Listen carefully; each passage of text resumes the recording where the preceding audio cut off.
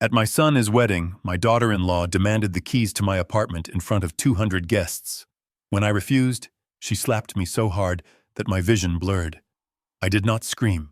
I did not hit her back. I simply wiped the blood from my lip, turned around, and made one phone call. 15 minutes later, a man appeared at the door of the ballroom, and when the bride and groom saw who it was, they fell to their knees and began to cry. My name is Harrison Caldwell, but everyone in Boston just calls me Harry. I am 70 years old, and for 40 years I worked as a general contractor, building the skyline of this city with my own two hands. I thought I had built a strong foundation for my family too, but I was wrong. Before I tell you how I taught my ungrateful son and his greedy wife a $2 million lesson, please hit the like button and subscribe to the channel. Let me know in the comments which city you are watching from. Your support helps me share my story. The silence in the grand ballroom of the Liberty Hotel was heavy enough to crush a man. Just seconds ago, the air had been filled with jazz music and the clinking of crystal champagne flutes. Now the only sound I could hear was the high-pitched ringing in my left ear. My cheek felt like it was on fire. I could taste the metallic tang of copper in my mouth. Blood. My own daughter-in-law, Courtney, had just struck me across the face. She stood there on the stage, her chest heaving underneath a $12,000 Vera Wang dress that I had paid for. Her face was twisted into a mask of pure, ugly rage. The microphone was still clutched in her hand, amplifying her screeching voice so that it echoed off the high ceilings. "Give me the keys, you selfish old man," she screamed, pointing a manicured finger at my chest. "You promised us the penthouse. It is our wedding gift. Stop being senile and hand them over right now." I stood frozen near the wedding cake, holding my glass of wine. My hand was trembling, not from fear, but from a cold, dark shock that was spreading through my veins. I looked around the room. 200 guests were staring at me. These were my business partners, my neighbors, my old friends from the construction union. I saw pity in their eyes. I saw embarrassment. They were whispering behind their hands. "Look at poor Harry. He must be losing his mind. The bride is so stressed." I slowly lowered my wine glass to the table. The white tablecloth was spotless, unlike my reputation, which was being stained in real time. I looked at Courtney. I looked at the diamond necklace around her neck, which had belonged to my late wife, Martha. I had given it to her this morning as a gesture of love. Now it felt like I had placed a pearl necklace on a viper. "Courtney, why are you doing this?" I asked, my voice calm but raspy. "We discussed this. The Beacon Hill apartment is my home. It is the only thing I kept." She laughed, and the sound was sharp and cruel. "Your home! You are 70 years old, Harry. You belong in a facility where professionals can wipe your drool. You agreed to move out. You signed the papers. Do not try to back out now just because your brain is rotting." She was gaslighting me in front of everyone, painting me as a dementia patient to justify her greed. I felt a knot of nausea in my stomach, but I still had one hope, one person who would stop this madness. I turned my eyes to Brandon, my son. My only child. The boy I had raised alone after Martha passed away. The boy I had put through private school and university, working double shifts on freezing construction sites so he would never have to touch a shovel. Brandon was standing right next to her. He looked handsome in his tuxedo, but his posture was weak. "Brandon," I said softly, Tell her the truth, son. Tell her I never agreed to give up my home." The room waited. This was his moment. The moment to be a man. The moment to protect the father who had sacrificed everything for him. Brandon looked up, and for a split second our eyes met. I searched for my little boy in there, but all I saw was a coward. He looked away, staring down at his polished black shoes. He cleared his throat and spoke into the microphone, his voice shaking. "Dad, just give her the keys, okay? Stop making a scene. You know you are not well. We just want what is best for you. Please do not ruin our special day." My heart did not just break. It shattered into dust. It hurt more than the slap. It hurt more than the humiliation. My son had just sold me out. He had chosen a lie over his own father. The ringing in my ear stopped. The heat on my cheek turned into ice. I reached into my pocket and felt the cold, jagged metal of my house keys. The keys to the penthouse where Martha and I had spent our final years together. The sanctuary where I planned to live out my days in peace. Courtney held out her hand, snapping her fingers expectantly like she was calling a dog. "Come on, Harry, be a good boy." I looked at the keys in my hand. Then I looked at the expensive crystal wine glass on the table. I picked up the glass. The red wine swirled inside, dark as blood. I walked up to the stage. Courtney smiled, thinking I was coming to surrender. Instead, I raised the glass and let it drop. It hit the marble floor with a violent crash, shattering into 1,000 glittering shards. The red wine splattered across the hem of her white dress like a crime scene. Courtney gasped, stepping back. "You crazy old lunatic, look what you did." "I am not crazy, Courtney," I said, and my voice was no longer the voice of a tired old man. It was the voice of the general contractor who used to command 300 men on a job site. It was a voice of steel. "You want the keys?" I asked. "You can have them when I am dead. But until then, you and your husband are going to learn that you do not bite the hand that feeds you, because sometimes that hand strikes back." I turned my back on them. I ignored Brandon calling out, "Dad, wait." I ignored the gasps of the crowd. I walked straight out of the ballroom, through the heavy double doors, and into the cool lobby of the Liberty Hotel. My cheek was throbbing, but my mind was clear. I reached into my pocket and pulled out my phone. My hands were steady now. I scrolled down to a number I had not called in years, but never deleted. It was listed under Henderson. I pressed call. It rang twice. "Hello," a deep voice answered. "Jameson, it is Harry," I said, wiping a drop of blood from my lip. "Harry, it has been a long time. Is everything all right?" "No," I said, staring at the closed doors of the ballroom where my family was celebrating my destruction. "I need you to activate Protocol 4 and bring the file. I am at the Liberty Hotel." There was a pause on the other end, then a low, dangerous chuckle. "Protocol 4. Are you sure, Harry? That is the nuclear option. Once we start this, there is no going back." I looked at my reflection in the glass door. I looked old. I looked tired. But in my eyes I saw a fire that had not burned in a long time. "I am sure," I said. "Come get them." I hung up the phone and checked my watch. They had 15 minutes left to enjoy their stolen happiness. I sat down on a velvet bench in the lobby and waited for the war to begin. The physical sensation of the slap was fading, but the burning in my heart was just beginning. I looked at Brandon. He was my boy, my flesh and blood. I waited for him to roar. I waited for him to grab his wife's hand and tell her that nobody touches his father. I waited for the anger that runs in the Caldwell bloodline to show up in his eyes, but the Caldwell fire had died in him long ago. Brandon stepped closer to me. He did not look at his wife, who was still panting with rage. He looked at me. He lowered his voice so the guests could not hear the shame spilling out of his mouth. "Dad, please just give her the keys. You are making this so difficult. She is under a lot of stress. You know how she gets when things do not go perfectly." I stared at him. I could not believe what I was hearing. She had just assaulted me.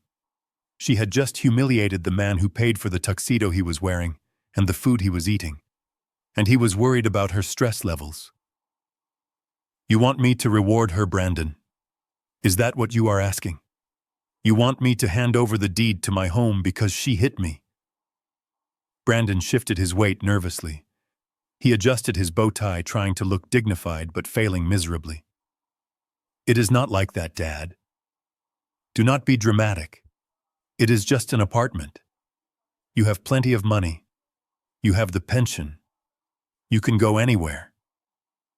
Courtney she has a vision for the space. She wants to use it for her studio. It means a lot to her brand." Her brand. The word tasted like ash in my mouth. "And what about my dignity, Brandon? Does that mean anything to your brand?" He sighed, the sound of a man who just wanted the problem to go away, not a man who wanted to solve it. "You are being selfish, Dad. You are 70. You do not need a penthouse in Beacon Hill. It is wasted on you. Just let us have this start. Please, do not be an old miser." That was the moment. That was the exact second my son died. He did not die physically. He was standing right there, breathing and sweating. But the son I knew, the boy I loved, he vanished into thin air. As I looked at his weak chin and his shifting eyes, the ballroom melted away. Suddenly, I was back in 1995. It was a freezing November morning in Boston. The wind was cutting through my jacket like a knife. I was on the 42nd floor of the Prudential Tower construction site.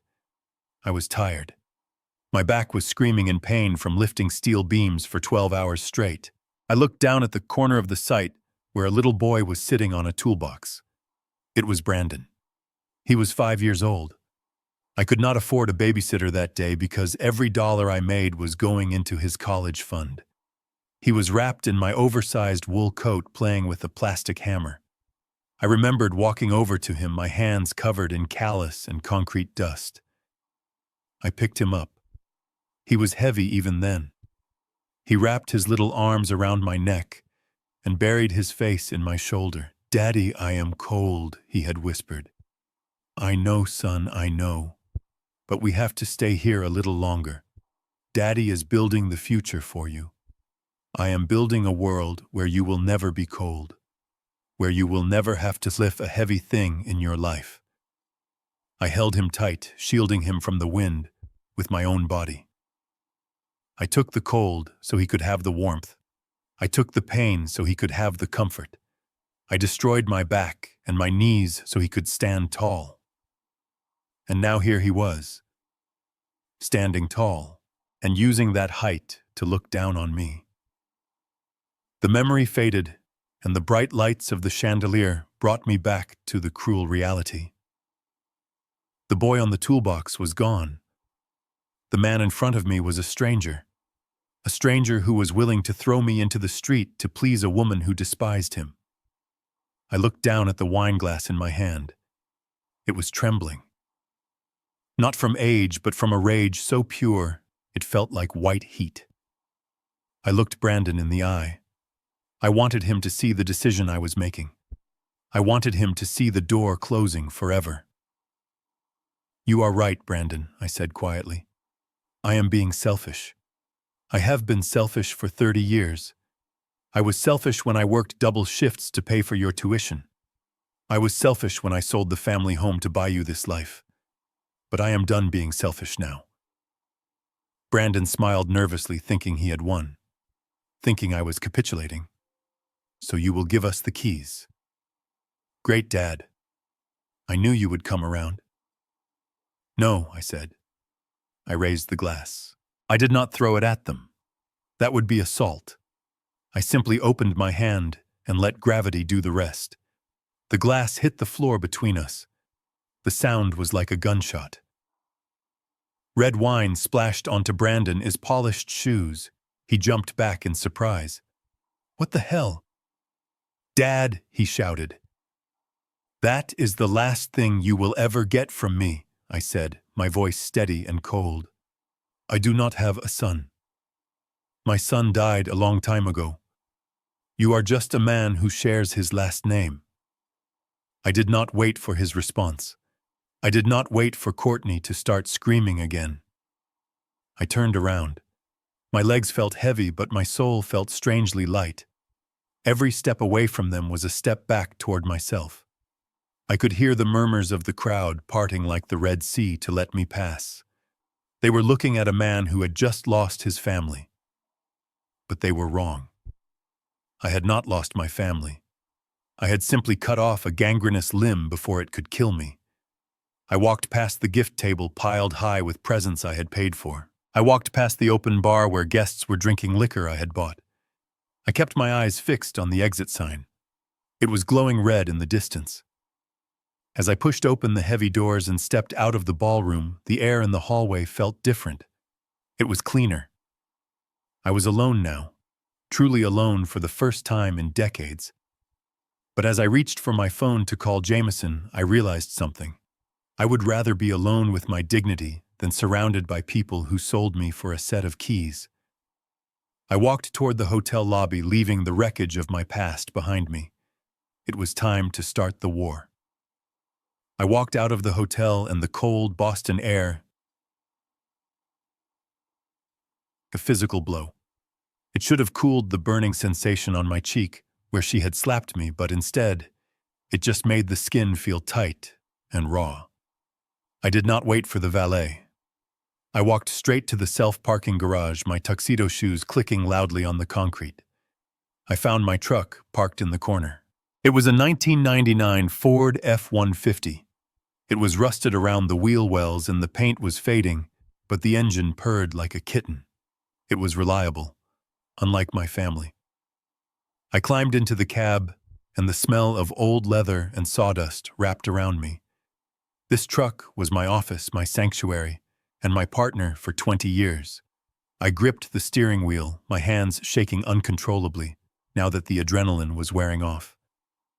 I took a deep breath, trying to steady my heart rate. I needed to go home. I needed to be in my own space, surrounded by my own things. I needed to look at the photo of Martha that sat on the mantelpiece and ask her what the hell I was supposed to do now. I drove out of the garage and onto the street. The city was beautiful at night, the lights reflecting off the Charles River, but I saw none of it. I drove on autopilot, my mind replaying the scene in the ballroom over and over again. The slap, the silence, the look of absolute weakness on my son, his face. How had I raised a man who would stand by and watch his father be assaulted? How had I been so blind to the monster he had married? I turned onto my street in Beacon Hill. My building was a classic brownstone, 4 stories of red brick and black iron railings. I had bought it as a shell 10 years ago. It had been a crumbling ruin condemned by the city. Everyone told me to tear it down. But I saw the bones. I saw the history. I spent 2 years restoring it brick by brick. I reinforced the foundation, I replaced the wiring, I hand-carved the crown molding in the lobby. I knew every inch of this structure better than I knew the back of my own hand. It was not just a building. It was my masterpiece. And on the top floor was the penthouse where I lived, the place I was supposed to die. I parked the truck in the loading zone out front. I did not care about the ticket. I just wanted to get inside. I walked up the granite steps, feeling a sense of relief wash over me. I was home, Basum. The world was crazy out there, but in here, I was safe. In here, I was the king of my castle. I reached into my pocket and pulled out my key ring. The brass keys jingled in the quiet night. I selected the master key, the one that opened the heavy oak front door. I slid it into the lock. It went in smooth, just like always. But when I tried to turn it, it stopped. I frowned. I wiggled it slightly, thinking maybe the tumblers were just cold. But it would not budge. It felt like hitting a wall. That is strange, I whispered to myself.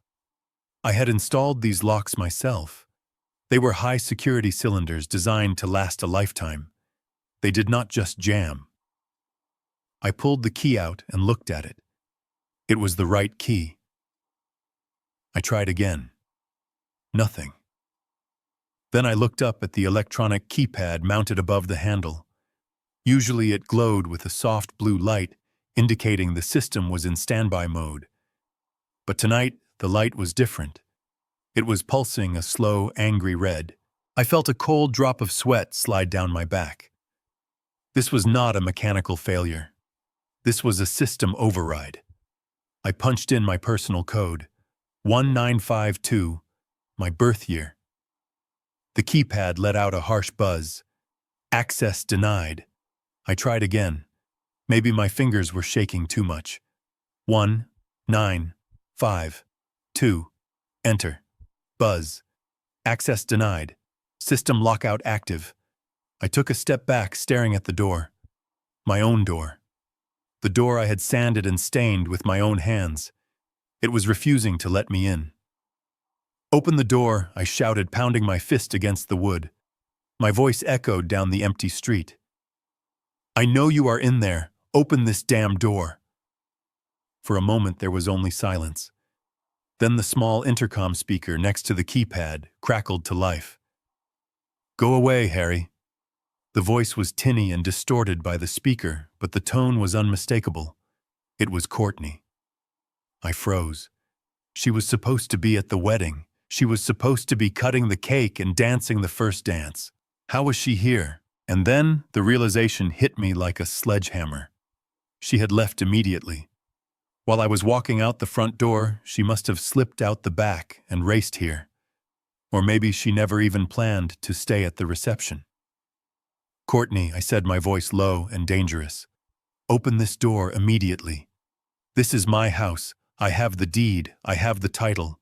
You are trespassing." I heard a short, sharp laugh through the speaker. It sounded like glass breaking. "Not anymore, Harry. You really are losing it, aren't you? You signed the gift deed. Remember, we have the papers.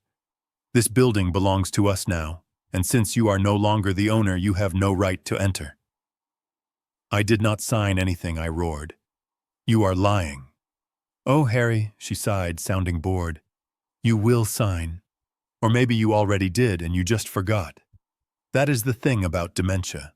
It makes you forget so many things, like where you live, or who owns what. Don't worry. We will send a copy of the paperwork to your lawyer in the morning. But for now, you need to leave. You are frightening the neighbors." "Where is Brandon?" I asked. "Put my son on the line." "He is busy," she said. "He is inside popping a bottle of Dom Perignon. We are celebrating our new home." "He does not want to talk to you, Harry. He is very upset about the scene you caused. He thinks you need professional help. We are doing this for your own good. You are not safe to live alone anymore." I stood there on the sidewalk, shaking with rage. But it was not just rage. It was clarity. This was not a tantrum. This was not a bride being a diva. This was a heist. A meticulously planned, executed heist. They had the locksmiths on standby. They had the paperwork forged.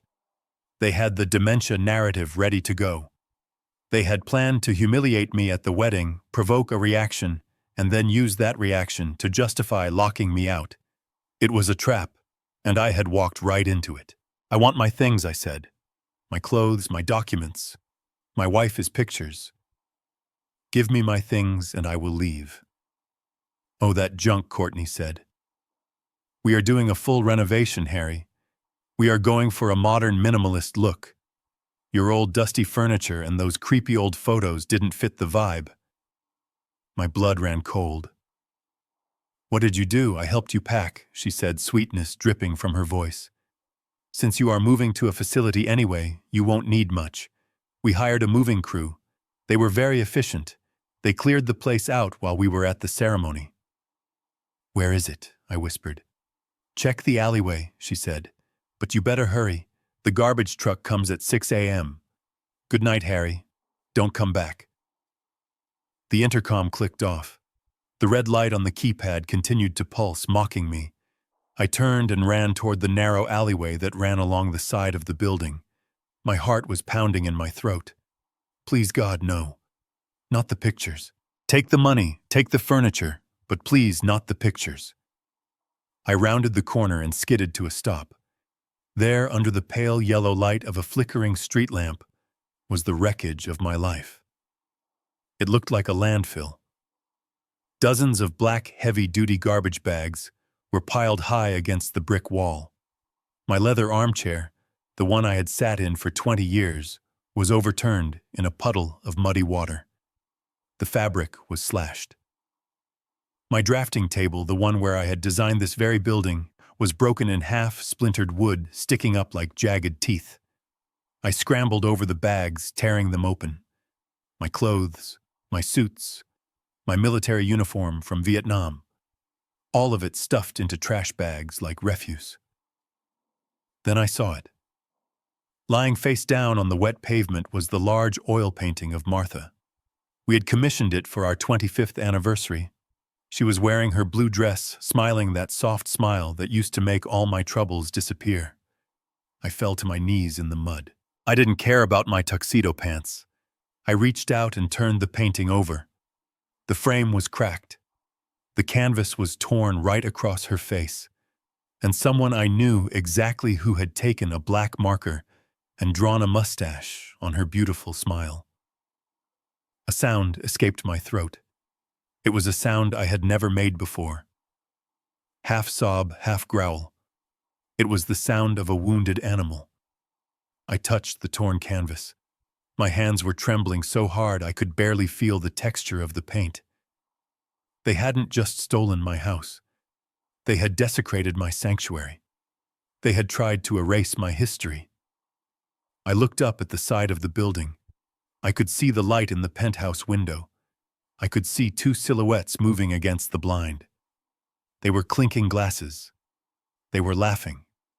They were celebrating their victory over the stupid old man.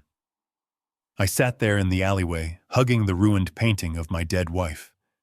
The mud soaked into my knees. The cold wind bit into my skin. But as the initial wave of grief passed, something else took its place. Something cold and hard and sharp. It was the mind of the general contractor. I stopped crying. I wiped my face with a muddy hand. They thought they had won because they changed the locks. They thought they controlled this building because they had a piece of paper and a keypad. But they were tourists here. I was the architect. I looked at the brick wall next to me. I knew what was behind it. I knew where the main water line entered the building. I knew where the electrical junction box was located in the basement sublevel. I knew about the ventilation shaft that ran from the boiler room straight up to the penthouse master bedroom. I knew secrets about this building that were not on any blueprint. I stood up slowly. My knees cracked. I picked up the painting of Martha and carried it to my truck, placing it gently on the passenger seat. Then I went back and grabbed my old toolbox, the one they had thrown out with the trash. I opened it. My hammer was there, my wrenches, my wire cutters. I looked up at the lighted window one last time. Enjoy the champagne, Courtney. Enjoy the heat. Enjoy the electricity. Because you are living in a machine that I built, and I am about to take the controls back. I climbed into my truck and locked the doors. I wasn't going to break in tonight. That would get me arrested. No. I was going to wait. I was going to let them get comfortable. And then I was going to bring the house down around them. Not with dynamite, but with the one thing they didn't have: authority. I reclined the seat of the truck and pulled my old coat over me. I wasn't going anywhere. My watch began. The engine of the Ford F-150 ticked as it cooled down, a metallic sound that seemed deafening in the silence of the parking lot. The dashboard clock read 3:14 in the morning. Outside the frosted windows, Boston was asleep, buried under a blanket of damp, freezing darkness. The thermometer claimed it was 41 degrees, but inside the cab it felt colder. It felt like the temperature of a grave. I pulled my old wool coat tighter around my shoulders. It smelled of diesel and sawdust, a scent that usually brought me comfort, but tonight it just smelled like failure. My stomach gave a painful growl, reminding me that I had not eaten since breakfast the day before. I reached into the plastic bag on the passenger seat and pulled out the sandwich I had bought at a 24-hour gas station. Turkey on rye bread. It was wrapped in plastic that crinkled loudly. I took a bite. The bread was stale and dry as dust. The turkey was slimy. It tasted like cardboard and preservatives. I chewed slowly, forcing myself to swallow. Just 12 hours ago, I had been sitting in front of a plate of lobster thermidor and truffle risotto. I had paid $200 a plate for that food. I had paid for the open bar where guests were drowning themselves in premium scotch. And here I was, the man who signed the checks, eating a $4 sandwich that tasted like despair. I looked out the windshield at the city skyline across the river.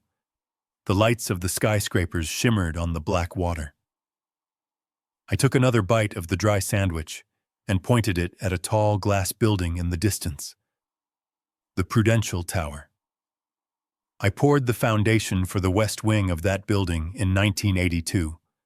I pointed at another building, the Hancock. I supervised the reinforcement of the lower levels in 95. I looked at the city I had helped build. I looked at the millions of tons of concrete and steel that stood tall because of my sweat and my calculations. And then I thought about my bank accounts. If anyone looked at me right now huddled in a rusted truck with a 3-day beard and a stained tuxedo shirt, they would see a homeless old man, a loser, a derelict. They would not see Harrison Caldwell. They would not send the man whose investment portfolio was worth over $18 million. They would not see the man who owned 3 commercial warehouses in South Boston and a stake in the very hotel where I was humiliated tonight. I had spent my whole life being the gray man, the man in the work boots, not the man in the suit. I drove this old truck not because I had to, but because I liked it. I lived simply because I valued substance over flash.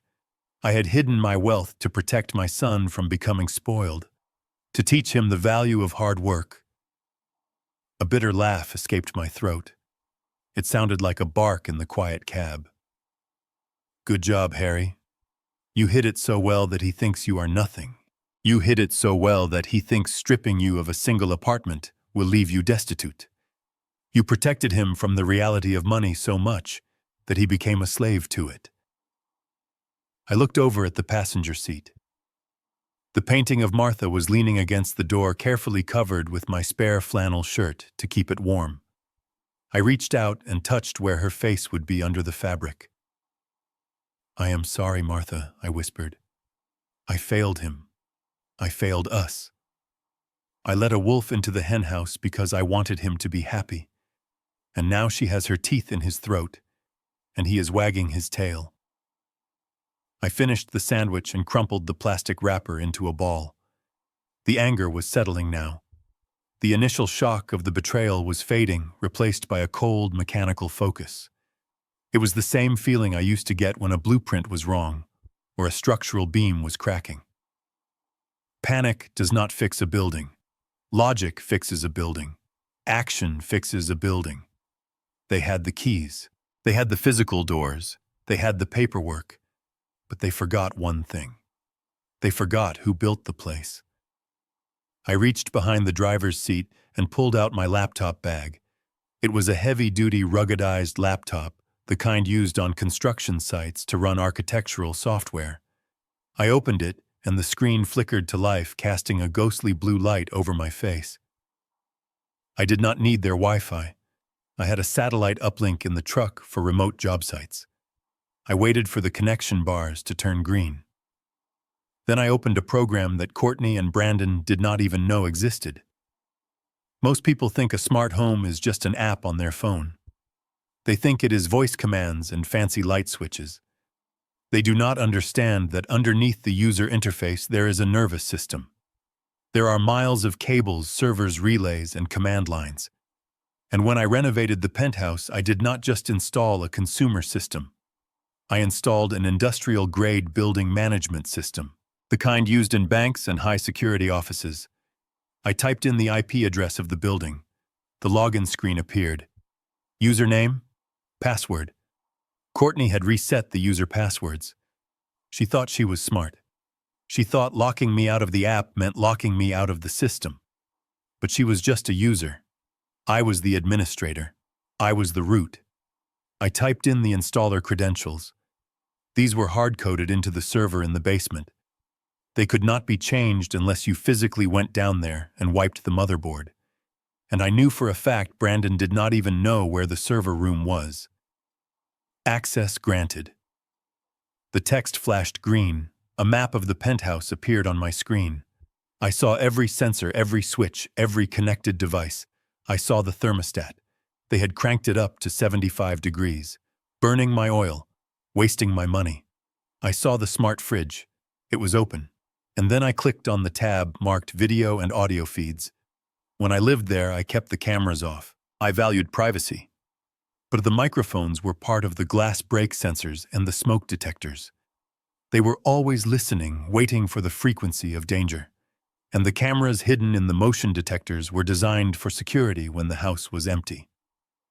I typed a command to override the privacy mode. Override authorized. Activating arrays 1 through 8. The screen split into a grid of black and white squares. Then, one by one, they flickered into color. My heart hammered against my ribs. It felt invasive. It felt wrong to spy. But then I remembered the slap. I remembered the locks. I remembered Martha is painting face down in the mud. I leaned closer to the screen. There they were. They were in the living room. My living room. Courtney was lying on my Italian leather sofa, her feet up on the coffee table, still wearing her wedding dress. The skirt was stained with wine and dirt. She was holding a bottle of champagne, drinking straight from the neck. Brandon was pacing back and forth. He had taken off his jacket, and his tie was undone. He looked pale. He looked like a man who was waiting for the other shoe to drop. The audio feed crackled and hissed, then clarified. Their voices filled the cab of my truck. "Worry about him," Brandon Courtney was saying, her voice slurring slightly. "He is sleeping in a shelter by now. Or maybe he curled up on a park bench. Who cares?" "He is my dad," Courtney Brandon said, running a hand through his hair. "We literally threw him in the garbage. And that thing with the painting, that was too far. He loved that painting." "Oh, stop whining," she snapped, sitting up. "We had to break him. That is the only way this works. If we gave him an inch, he would take a mile. Now he knows he has no power. He knows he is nothing without us." I watched Brandon stop pacing. He looked at her. "But the deed," he said. "He didn't sign the transfer, Courtney. You lied to the police. You told them he signed it. What happens when he gets a lawyer?" Courtney laughed. It was a dark, ugly sound. "With what money, Brandon?" I checked his checking account statement on the kitchen counter before we threw it out. "He has $4,000 to his name. Lawyers cost money. By the time he figures out how to apply for legal aid, we will have already mortgaged this place." I stared at the screen. $4,000 in the checking account. That was the account I used for groceries and gas. She hadn't looked at the trust funds. She hadn't looked at the offshore holdings. She saw what she wanted to see. "A poor old man, I am going to sell it all," she continued. "The furniture is gone. Tomorrow I am selling his truck if he left it on the street. I am selling his tools. I am going to erase every trace of him. And with the loan from the house, I am going to pay off Vinny." Vinny. My ears perked up. The name hung in the air like a cloud of toxic gas. Vinny, Brandon asked, his voice trembling. "I thought you said you owed the credit card company." "Who is Vinny?" Courtney went silent. She took a long swig of champagne. "It does not matter," she said, waving her hand. "Just know that we need $2 million by Friday, or I am not the only one who is going to get hurt." I sat back in the seat of my truck. The cold was gone. The hunger was gone. So that was it. It wasn't just greed. It was desperation. She was in debt to a loan shark, and she was using my house, my legacy, to pay for her mistakes. I looked at the record button on my screen. I moved the cursor over it. Click. Recording started. I watched them for a moment longer. The predator and the coward. They thought they were alone. They thought they had won. I reached for the unfinished crust of my sandwich and took a bite. It didn't taste like sawdust anymore. It tasted like ammunition. I sat there in the dark cab of my truck, illuminated only by the ghostly blue glow of the laptop screen. My breath formed small clouds of white mist in the freezing air, but I could not feel the cold anymore. My entire world had narrowed down to the 12-inch rectangle of pixels in front of me. I was watching a horror movie, but the monsters were not wearing masks. They were wearing wedding clothes, and they were drinking my vintage champagne in the living room I had built with my own hands. The camera feed was high definition. I could see the sweat glistening on Brandon's forehead. I could see the wild, manic look in Courtney's eyes. She was pacing around the room, kicking off her heels and tossing them onto my mahogany coffee table. She looked like a predator who had just taken down a large prey and was adrenaline drunk on the kill. On the screen, Brandon slumped onto the sofa, loosening his tie. He looked pale. He looked like a man who was waiting for the police to kick down the door. "Courtney, please stop drinking," he said, his voice trembling slightly through the laptop speakers. "We need to think. What if he comes back? What if he calls the cops? He is not just going to disappear." Courtney laughed, and the sound sent a shiver down my spine. It was a harsh, metallic sound, devoid of any warmth. "He is not coming back, Brandon," she said, pouring herself another glass. "He is a broken old man. Did you see his face when I slapped him? He was terrified. He is probably crying in a shelter right now, wondering what he did wrong." She took a long sip and then pointed the glass at Brandon. "Besides, we do not have a choice. We need the money by tomorrow noon. Vinny called me again this morning. He said if I do not have the $500,000 plus interest, he is going to start breaking fingers. And he won't start with mine. He will start with yours." I leaned closer to the screen, my heart hammering against my ribs. $500,000. So that was the number. That was the price of my dignity. My daughter-in-law was not just a spoiled brat. She was a degenerate gambler in debt to the mob, and she was using my life savings to buy her way out of a hole she had dug herself. Brandon buried his face in his hands. "I cannot believe we did this," he moaned. "We stole his house, Courtney. We forged his signature. This is a felony. If anyone finds out, we are going to prison for 20 years. "Relax," Courtney snapped. "Nobody is going to find out. We control the narrative, remember. Harry is senile. Harry is losing his mind. That is what we tell everyone. That is what we tell the bank when we sign the mortgage papers tomorrow morning. We are his power of attorney. We are acting in his best interest to secure his assets. It is perfect." She spun around, dancing to a song only she could hear. "By tomorrow afternoon, the money will be wired to Vinny. The debt will be gone. And we will have this penthouse and the rest of his portfolio to play with. We will be rich, Brandon. Finally rich." I watched my son. I waited for him to stand up. I waited for him to say that fraud and theft were too high a price to pay. But he just sat there looking defeated. "But he is my dad." "Courtney," he whispered. "He has always been good to me. He worked hard for this." "He is an obstacle." Courtney interrupted, her voice dropping to a low, venomous hiss. "He is a stubborn, tight-fisted old obstacle who was sitting on millions while we struggled. He owes us this. And honestly, Brandon, you should be thanking me. I made sure he won't be a problem for much longer." Brandon looked up. "What do you mean?" Courtney walked over to the kitchen counter. On the video feed, I saw her pick up a small orange pill bottle. My heart stopped. That was my heart medication. I had a condition called atrial fibrillation.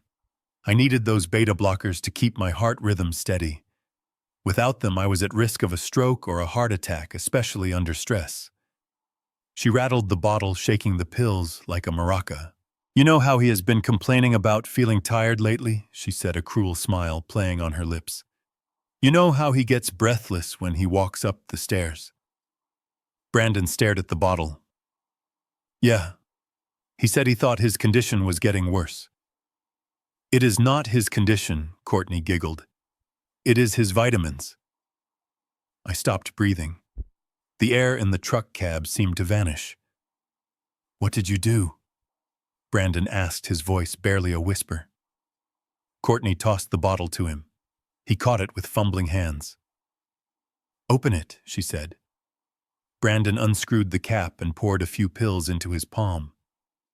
They look like his heart pills, he said. They look like them, Courtney corrected. But they are just sugar pills and caffeine. I swapped them out 3 weeks ago. I felt a physical blow to my chest. My hand flew to my heart. For weeks I had been feeling weak. My heart would race for no reason. I had been getting dizzy spells. I thought it was just old age.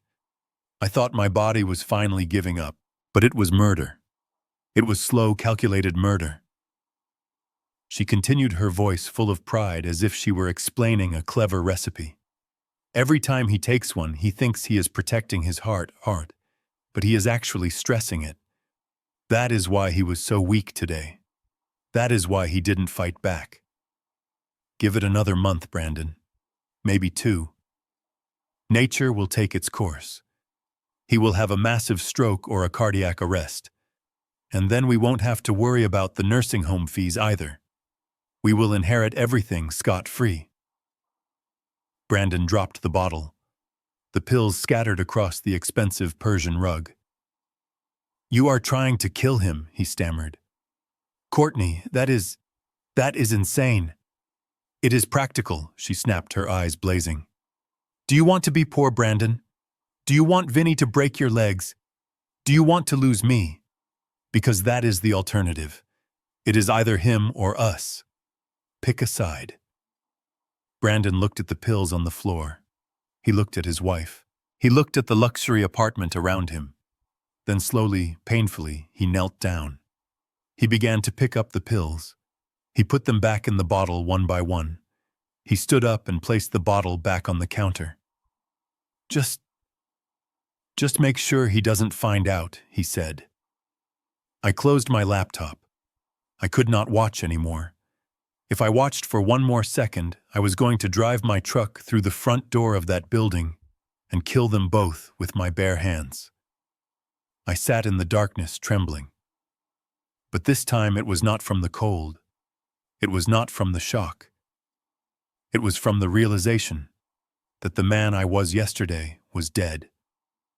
Harrison Caldwell, the loving father, was dead. He died the moment his son picked up those poison pills and put them back in the bottle. They wanted a heart attack. They wanted a stroke. They wanted a weak old man who would fade away quietly. I reached for my phone. My hand was steady now. My heart was beating with a slow, powerful rhythm. It was the rhythm of a war drum. I dialed the number for the private investigation firm I used for background checks on my construction crews. Hello, a sleepy voice answered. I need a team, I said. I need forensic accountants. I need a toxicologist. And I need a security detail. Who is this? The voice asked. This is the man who owns the city, I said. And I am about to tear a building down. I ended the call. I looked at the dark silhouette of my home against the night sky. They thought they were living in a penthouse. But they were wrong. They were living in a prison cell, and I had just started welding the bars shut. The sun was just beginning to bleed through the gray clouds over South Boston when I pulled my truck into the parking lot of Sully's Diner. It was a small, grease-stained establishment tucked between a dry cleaner and a hardware store. The neon sign above the door flickered with a buzzing sound, missing the letter N, so it just read DIER. To most people, it looked like a place to avoid, but to me, it was sacred ground. It was where the real business of this city was conducted over black coffee and scrambled eggs, not in the glass towers downtown. I walked inside, the bell above the door chiming softly. The air smelled of bacon grease and stale cigarette smoke from decades past. I slid into the corner booth, the one furthest from the window, where the shadows were deep. My bones ached from sleeping in the truck cab. My tuxedo shirt was wrinkled and stained with sweat, and the bruise on my cheek had turned a dark, angry purple. I looked like a brawler who had lost a fight in an alleyway. I ordered a black coffee and waited. I watched the door, my hand resting on the ruggedized laptop bag next to me. Inside that bag was the end of my son is life as he knew it. Inside that bag was the evidence that would turn a family dispute into a federal case. 10 minutes later, the door opened again. A tall man in a long charcoal wool coat walked in.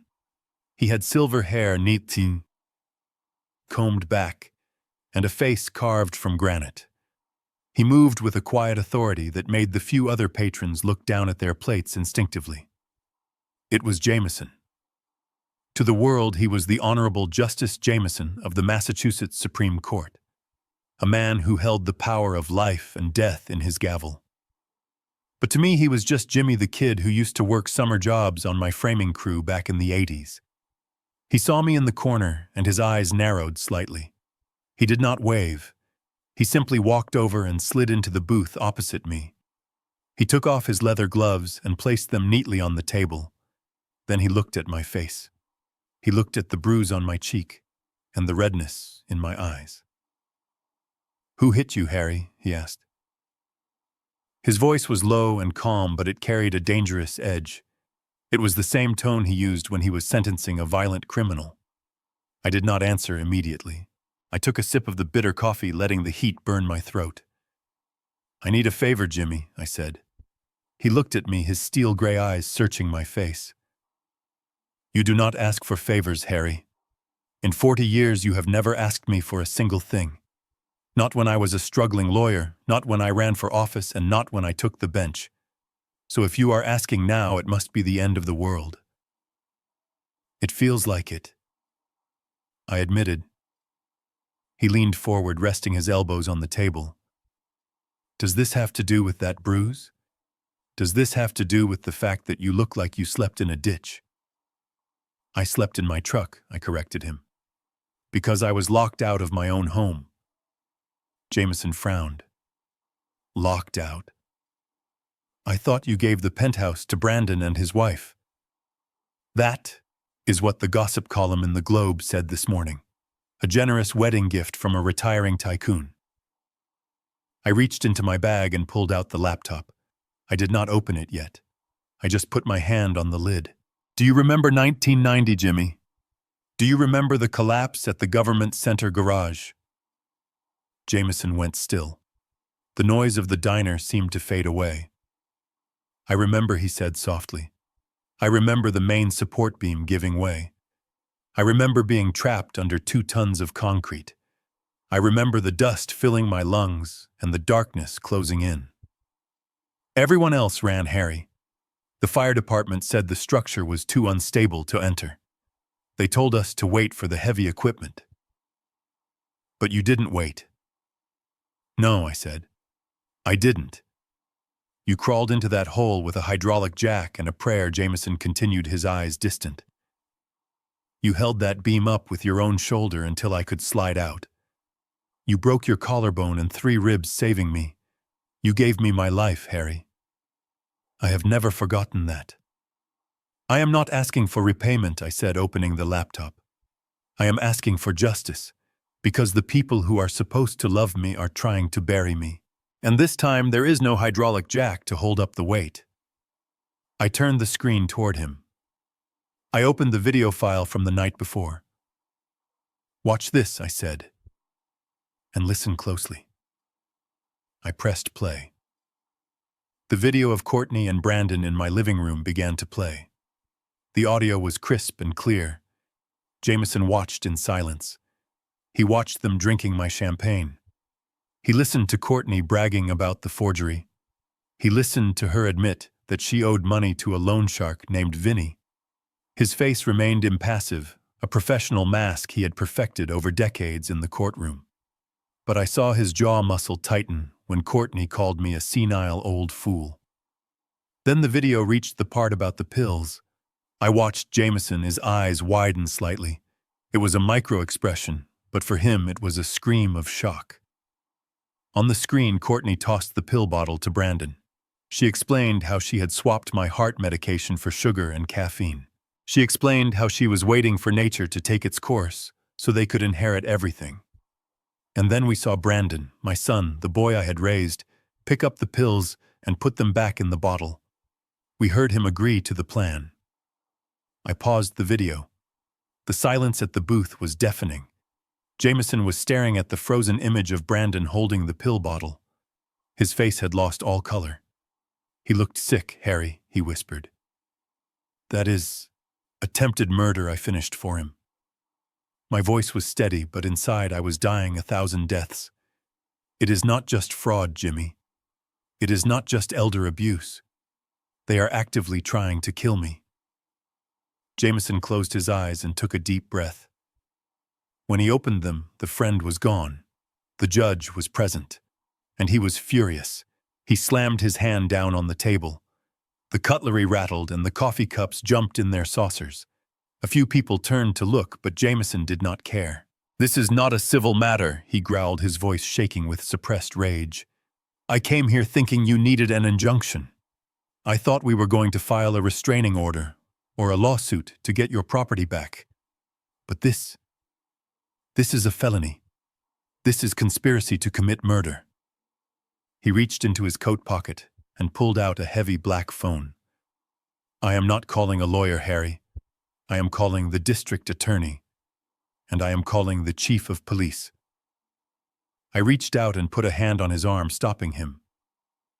"Not yet, Jimmy," I said. He looked at me incredulously. "What do you mean, not yet?" "They are poisoning you. They are planning to mortgage your property to pay off the mob. We need to arrest them now. If we arrest them now, they will claim it was a joke," I said. "They will claim the recording was taken out of context. They will say the pills were just a prank. They have a good lawyer. You know how the system works. Without the physical evidence, without the signed mortgage papers, it is just my word against theirs." Jameson slowly lowered the phone. He knew I was right. He knew the law required absolute proof. "So what is the play, Harry?" he asked. "I need them to commit the act I said. I need them to think they have won. Courtney wants me to come over tonight to sign a confirmation of the gift deed. She needs my signature to satisfy the bank because the forged one won't pass a deep audit." "You are not going back there," Jameson said, shaking his head. "It is too dangerous." "I have to," I said. "I need to get the pills back. I need to secure the bottle as physical evidence for the lab, and I need them to hand me the fraudulent papers in front of witnesses." I looked him in the eye. "I need you to be the cavalry, Jimmy. I need you to bring the warrant. I need you to bring the police. But you have to wait for my signal. I want to look them in the eye when the handcuffs go on." Jameson looked at the laptop screen one last time. He looked at the face of Brandon, the boy he had seen grow up, the boy he had sent birthday cards to. The betrayal was almost too much to comprehend. He looked back at me and nodded slowly. "Okay, Harry. We do it your way. But I am not just sending a patrol car. If they are dealing with loan sharks and poisoning federal judges, friend, I am bringing the SWAT team." He pulled out a notepad and a gold fountain pen. "Tell me exactly what time you are going in," he said. 7 p.m., I answered. Jameson wrote it down. He tore the page off and folded it into his pocket. "At 7:15 I will be at your door," he said. "And Harry, when I walk through that door, I am not coming as a friend. I am coming as the wrath of the Commonwealth of Massachusetts." He stood up and buttoned his coat. He placed a hand on my shoulder and squeezed it tightly. It was the only comfort he could offer. "You are a better man than me, Harry," he said softly. "If that were my son, I would not be calling the police. I would be using that hammer in your truck." He turned and walked out of the diner, his coat billowing behind him like the robes of judgment. I watched him go. I took one last sip of the cold coffee. It tasted like ash. The legal trap was set. The police were on board. Everything was in motion. But as I sat there in the shadows of the diner, I realized the hardest part was yet to come. I had to go back to that house. I had to look my son in the face, and I had to let him believe he had succeeded in killing me right up until the moment I destroyed him. I closed the laptop and zipped up the bag. It was time to get a haircut. It was time to shave. It was time to put on a suit. If I was going to attend my own funeral, I wanted to look my best. After leaving the diner, I drove straight to the financial district. The city was waking up now. The streets were filling with men in suits rushing to their glass towers to move money around on computer screens. I watched them with a grim sort of detachment. They thought they understood power because they could move numbers on a spreadsheet. But they did not understand the kind of power I was about to exercise. I was about to turn off the tap. I parked my truck in front of the First National Bank of Boston. The valet looked at my rusted Ford and then at my wrinkled tuxedo shirt, but he didn't say a word. He saw the way I walked. He saw the look in my eye. He took the keys and stepped aside. I pushed through the revolving doors, and the smell of money hit me. It is a specific smell.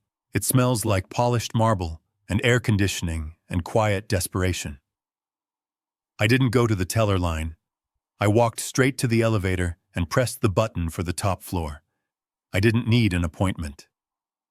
When you have as much money sitting in their vault as I did, you don't wait in line.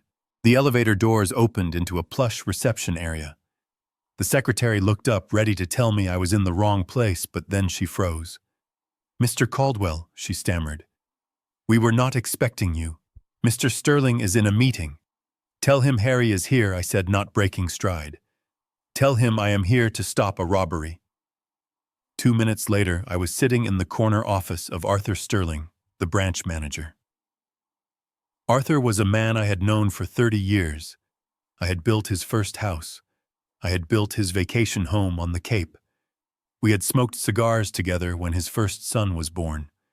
He looked at me now with genuine concern. He saw the bruise on my face. He saw the mud on my shoes. "Harry, what happened?" Arthur asked, leaning forward over his mahogany desk. "You look like you went 12 rounds with a concrete mixer." "I need you to listen to me, Arthur," I said, keeping my voice low and steady. "And I need you to do exactly what I say without asking questions. Because if you ask questions, I might have to tell you the truth. And if I tell you the truth, you will have to call the police, and I am not ready for that yet." Arthur nodded slowly. He knew me. He knew I didn't play games. "I am listening, Harry. I want you to freeze everything I said." Arthur blinked. "What do you mean, everything?" "I mean everything, Arthur. The checking accounts, the savings, the investment dividends, the trust fund access, the credit cards. I want a total lockdown on every single asset attached to my Social Security number. I want a red flag on the system so big that it can be seen from space." Arthur frowned, tapping his pen on the desk. "Harry, you know I can do that, but it will freeze you out too. You won't be able to buy a cup of coffee. And if you have authorized users on your accounts like your son—" "That is the point," I interrupted. "I want the authorized users cut off, immediately. I want the cards to decline. I want the checks to bounce. I want the ATMs to eat the plastic." Arthur looked at his computer screen. "I see here that there was a request pending for a large transfer this morning," he said, his voice professional but wary. "A mortgage inquiries headed by a Mrs. Courtney Caldwell, acting as power of attorney. They are trying to expedite a line of credit against your Beacon Hill property." "Stop it," I said. "Kill it. Flag it for fraud review. Put it in administrative limbo." Arthur typed rapidly on his keyboard. The sound was like gunfire in the quiet office. "I am initiating a level 5 security freeze," he said. "It requires biometric confirmation." I stood up and leaned over the desk. I placed my thumb on the scanner. It beeped. A green light flashed. "It is done," Arthur said, looking up. "The accounts are locked. Nobody gets a dime without you physically standing here in this office. Not even the Pope." I sat back and let out a breath I didn't know I was holding. It was done. The financial oxygen had been cut off. Now I just had to wait for them to start suffocating, while I was sitting in that cool, quiet office staring at the city below. My son Brandon was walking into Tiffany & Co. on Newbury Street. I knew this because I had a tracker on his phone which was part of the family plan I paid for. I could imagine the scene perfectly. He was trying to buy his way out of guilt. He was trying to buy forgiveness with my money. Brandon walked up to the glass counter. The store was bright and smelled of expensive perfume. He was wearing his tuxedo from the night before, minus the tie, trying to look like a wealthy playboy who had just had a wild night. But he looked ragged. His eyes were bloodshot from the stress and the alcohol. "Can I help you, sir?" the sales clerk asked, eyeing him suspiciously. "I need a ring," Brandon said, his voice too loud. "A diamond ring. Big. It is an apology gift for my wife." The clerk smiled, the practiced smile of someone who sold shiny rocks to guilty men for a living. "Of course, sir. We have some lovely pieces." "What was your budget?" "Budget?" Brandon laughed nervously. "No budget. Show me the 3-carat solitaire, the one in the window." The clerk brought out the ring. It sparkled under the halogen lights. It was a beautiful thing, cold and hard and flawless. Brandon didn't even look at the price tag. It was $30,000. To him, it was just a number. It was just Harry is money. He imagined Courtney's face when he gave it to her. He imagined her smiling. He imagined her forgetting about the pills and the forgery and the loan sharks. He thought this ring would fix everything. He thought he could pave over the cracks in his soul with diamonds. "I will take it," he said, slapping his black American Express Centurion card on the glass counter. The clerk took the card.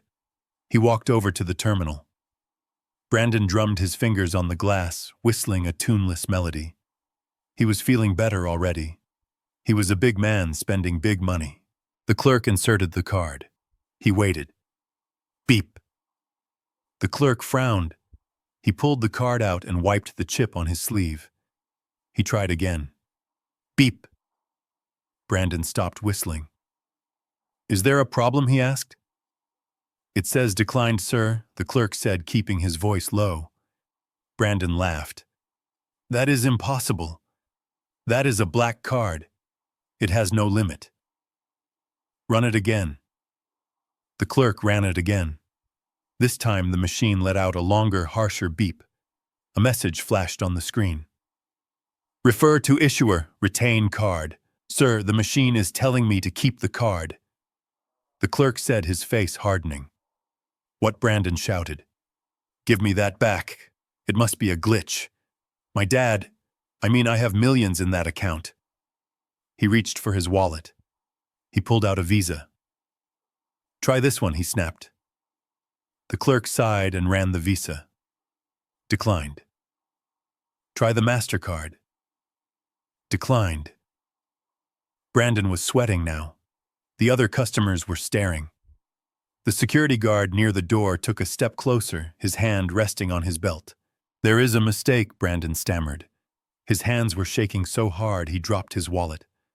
Credit cards spilled onto the floor. He scrambled to pick them up, looking like a desperate child. "I need to call the bank," he said. He pulled out his phone and dialed the VIP service line. He expected to hear the concierge. He expected to hear a polite voice apologizing for the inconvenience. Instead, he heard a recorded message, a cold, robotic voice that sounded remarkably like the voice of judgment. "We are sorry. This account has been frozen due to suspicious activity. Please visit your local branch with 2 forms of identification to restore access." Brandon stood there in the middle of the luxury store holding a phone to his ear while the dial tone buzzed. He looked at the ring on the counter. It seemed to be mocking him. "Sir, I am going to have to ask you to leave," the clerk said, sliding the ring back into the case and locking it. Brandon looked up. The arrogance was gone. The Playboy facade had crumbled. In its place was pure, unadulterated panic. He realized in that moment that the money wasn't just numbers. The money is the glue holding his entire fake reality together. Without the money, he wasn't a businessman. He wasn't a husband. He wasn't a success. He was just a thief with empty pockets. He turned and ran out of the store. He ran out onto the street into the blinding morning sun. But he couldn't outrun the truth. I sat in Arthur Sterling's office and checked my phone. I saw the alert from the credit card company. Transaction declined, Tiffany & Co., $30,000. I smiled. It was a sad smile, devoid of any joy. "It starts," I whispered. I stood up and shook Arthur's hand. "Thank you, Arthur," I said. "You just saved my life." I walked to the elevator. I had set the trap. I had locked the doors. Now it was time to go back to the swamp and wait for the crocodiles to get hungry. I checked my watch. It was noon. The loan shark wanted his money by 12. Courtney would be checking the bank account right about now, expecting to see the mortgage funds. She was about to find out that the well had run dry. And when the money runs dry, the rats start to eat each other. I sat in my truck watching the city move around me. My phone buzzed on the dashboard. It was a picture of a happy family on the screen. Me, Martha, and Brandon on his graduation day. It was the contact photo for my son, his home line. But I knew who was really calling. I let it ring twice before picking up. I needed my voice to sound tired. I needed to sound like the beaten man they wanted me to be. "Hello," I answered, my voice cracking just enough to be convincing. "Dad, is that you?" It was Courtney. Her voice had undergone a miraculous transformation. Gone was the screeching harpy from the wedding. Gone was the cold voice from the intercom. In their place was sweetness, a sugary, toxic sweetness that made my skin crawl. "It is me, Courtney," I said. "What do you want?" "Oh, Dad, I am so glad you answered," she said, and I could practically hear the fake tears in her voice. "We have been so worried about you. Brandon has been driving around all morning looking for you. Where are you?" "I am safe," I said, keeping it vague. "I am just thinking." "Dad, listen about last night," she continued, breathless with urgency. I was drunk. I was so stressed about the wedding planning, and the wine went to my head. I said terrible things, things I didn't mean. And Brandon, well, he is just devastated. He has been crying on the sofa for hours. We feel awful, Dad. I looked at the tracking app on my laptop. Brandon was not crying on the sofa. He was currently speeding down Commonwealth Avenue, probably racing home after his credit card was declined. But I played along. "You should feel awful, Courtney," I said slowly. "You locked me out of my own home. You threw Martha's picture in the mud." I know," she sobbed. "And we are going to fix it. We brought the picture inside Dad. We cleaned it off. It is right back on the mantelpiece where it belongs. Please come home. We want to make it up to you. We are cooking a big dinner. Just the three of us. Family style." I closed my eyes. The lie was so smooth. If I hadn't seen the painting with the mustache drawn on it, if I hadn't heard them plotting my murder, I might have believed her. That was the scary part. She was a professional manipulator. "Why the sudden change of heart, Courtney?" I asked, pushing just a little to see how she reacted. "Because we love you," she said without hesitation. "And honestly, Dad, we realized we cannot do this without you. You are the patriarch. This house, it feels empty without you. Please just come over. We can talk about the living arrangements. Maybe we were too hasty about the nursing home. Maybe you can stay in the guest suite for a while. The guest suite. My own master bedroom was now the guest suite in her mind. But then came the hook. "Oh, and Dad," she added casually. Too casually. "There is just one tiny piece of paperwork the lawyers sent over. It is nothing really, just a confirmation of the residency transfer so we can put you on our insurance plan. You know, for your health, we want to make sure you are covered." There it was. The desperation. The bank must have told them the forged deed wasn't enough for a same-day loan. They needed a wet signature from the original owner to bypass the fraud check. They needed me to sign my own death warrant. I waited a long beat. I let the silence stretch until I heard her breathing hitch on the other end. "I do not know, Courtney," I said. "I am very tired." "Please, Dad," she begged. "For Brandon. He really needs to see you. He wants to apologize man to man. Come at 7. We will have your favorite wine." I looked at the clock on the dashboard. It was 2 p.m. That gave me 5 hours. 5 hours to prep the team. 5 hours to get Jameson in position. "Okay," I said softly. "I will come. I want to see my son." "Oh, thank you, Dad." "Thank you," she squealed. "You won't regret this. See you at 7. She hung up. I stared at the phone. "I won't regret this." That was the only honest thing she had said. I wouldn't regret it. But she certainly would. I started the engine of the truck. The rumble of the V8 was comforting. I wasn't going into that house as a victim anymore. I was going in as the Trojan horse.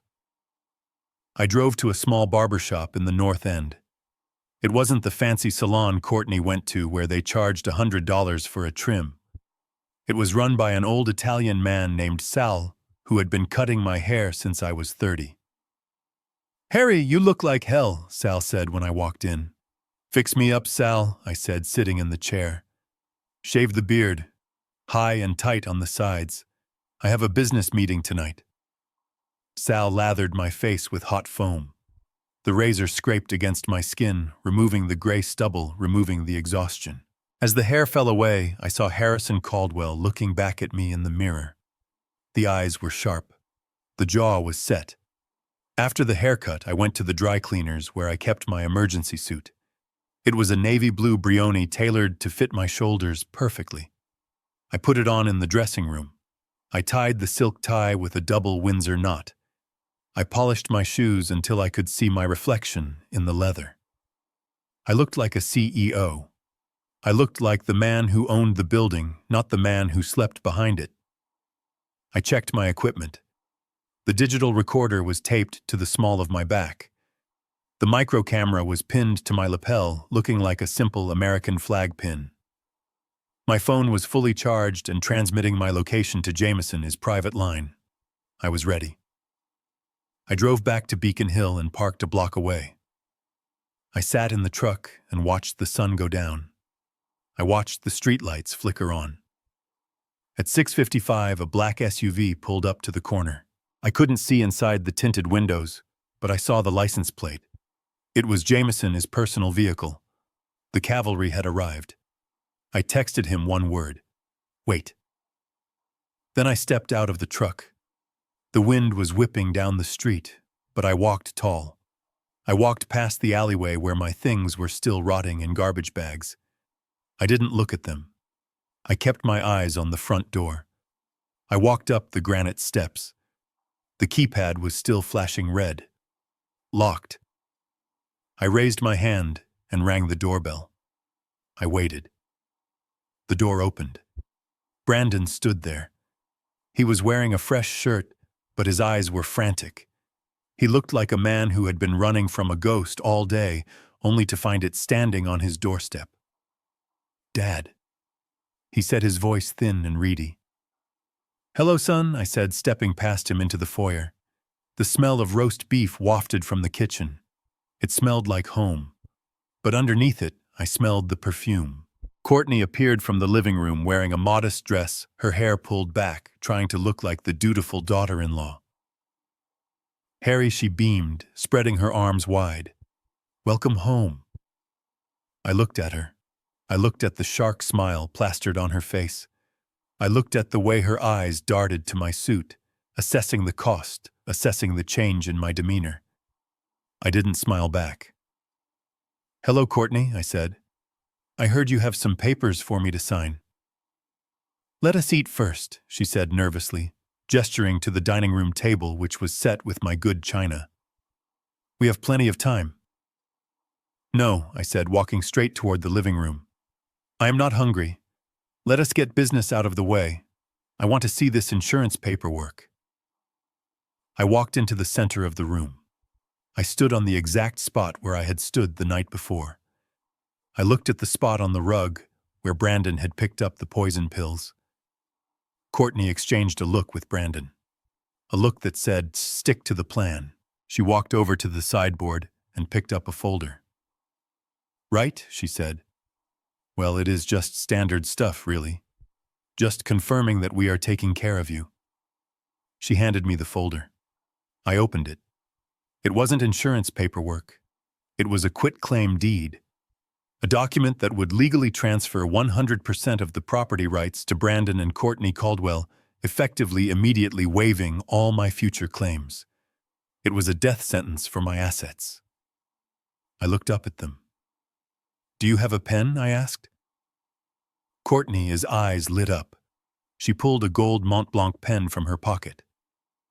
Here, Dad, she said. Use this one. I took the pen. I felt the weight of it. I looked at Brandon. He was sweating. He was looking at his shoes again. Are you sure this is what you want, Brandon? I asked, giving him one last chance. One final opportunity to save his soul. Just sign it, Dad, he whispered. Please. I clicked the pen. Okay, I said. If this is what family means to you, I bent over the table and lowered the pen to the paper. But I wasn't signing my name. I was preparing to give the signal that would bring their world crashing down. The moment I stepped across the threshold of the penthouse, I felt a physical wave of nausea hit me. It was not just the smell of heavy perfume and expensive cologne that filled the air. It was the sensation of violation. This was the home where I had carried Martha across the threshold. This was the floor where I had taught Brandon to walk. This was the kitchen where we had cooked Thanksgiving dinners for 30 years. But tonight, it felt like a stranger's house. It felt like a desecrated temple.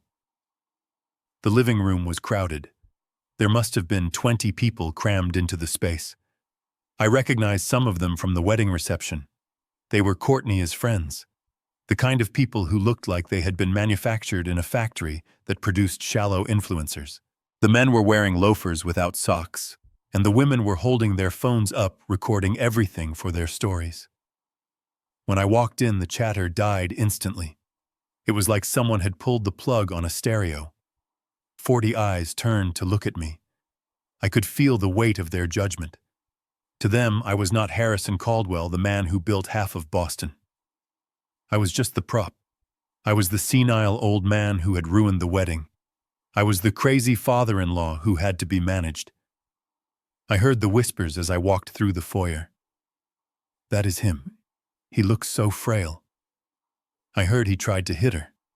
Poor Courtney having to deal with that. I kept my face blank. I kept my back slightly hunched, playing the part they expected. Inside my chest, my heart was beating with the steady rhythm of a sledgehammer, but on the outside, I was just a tired old man in a suit.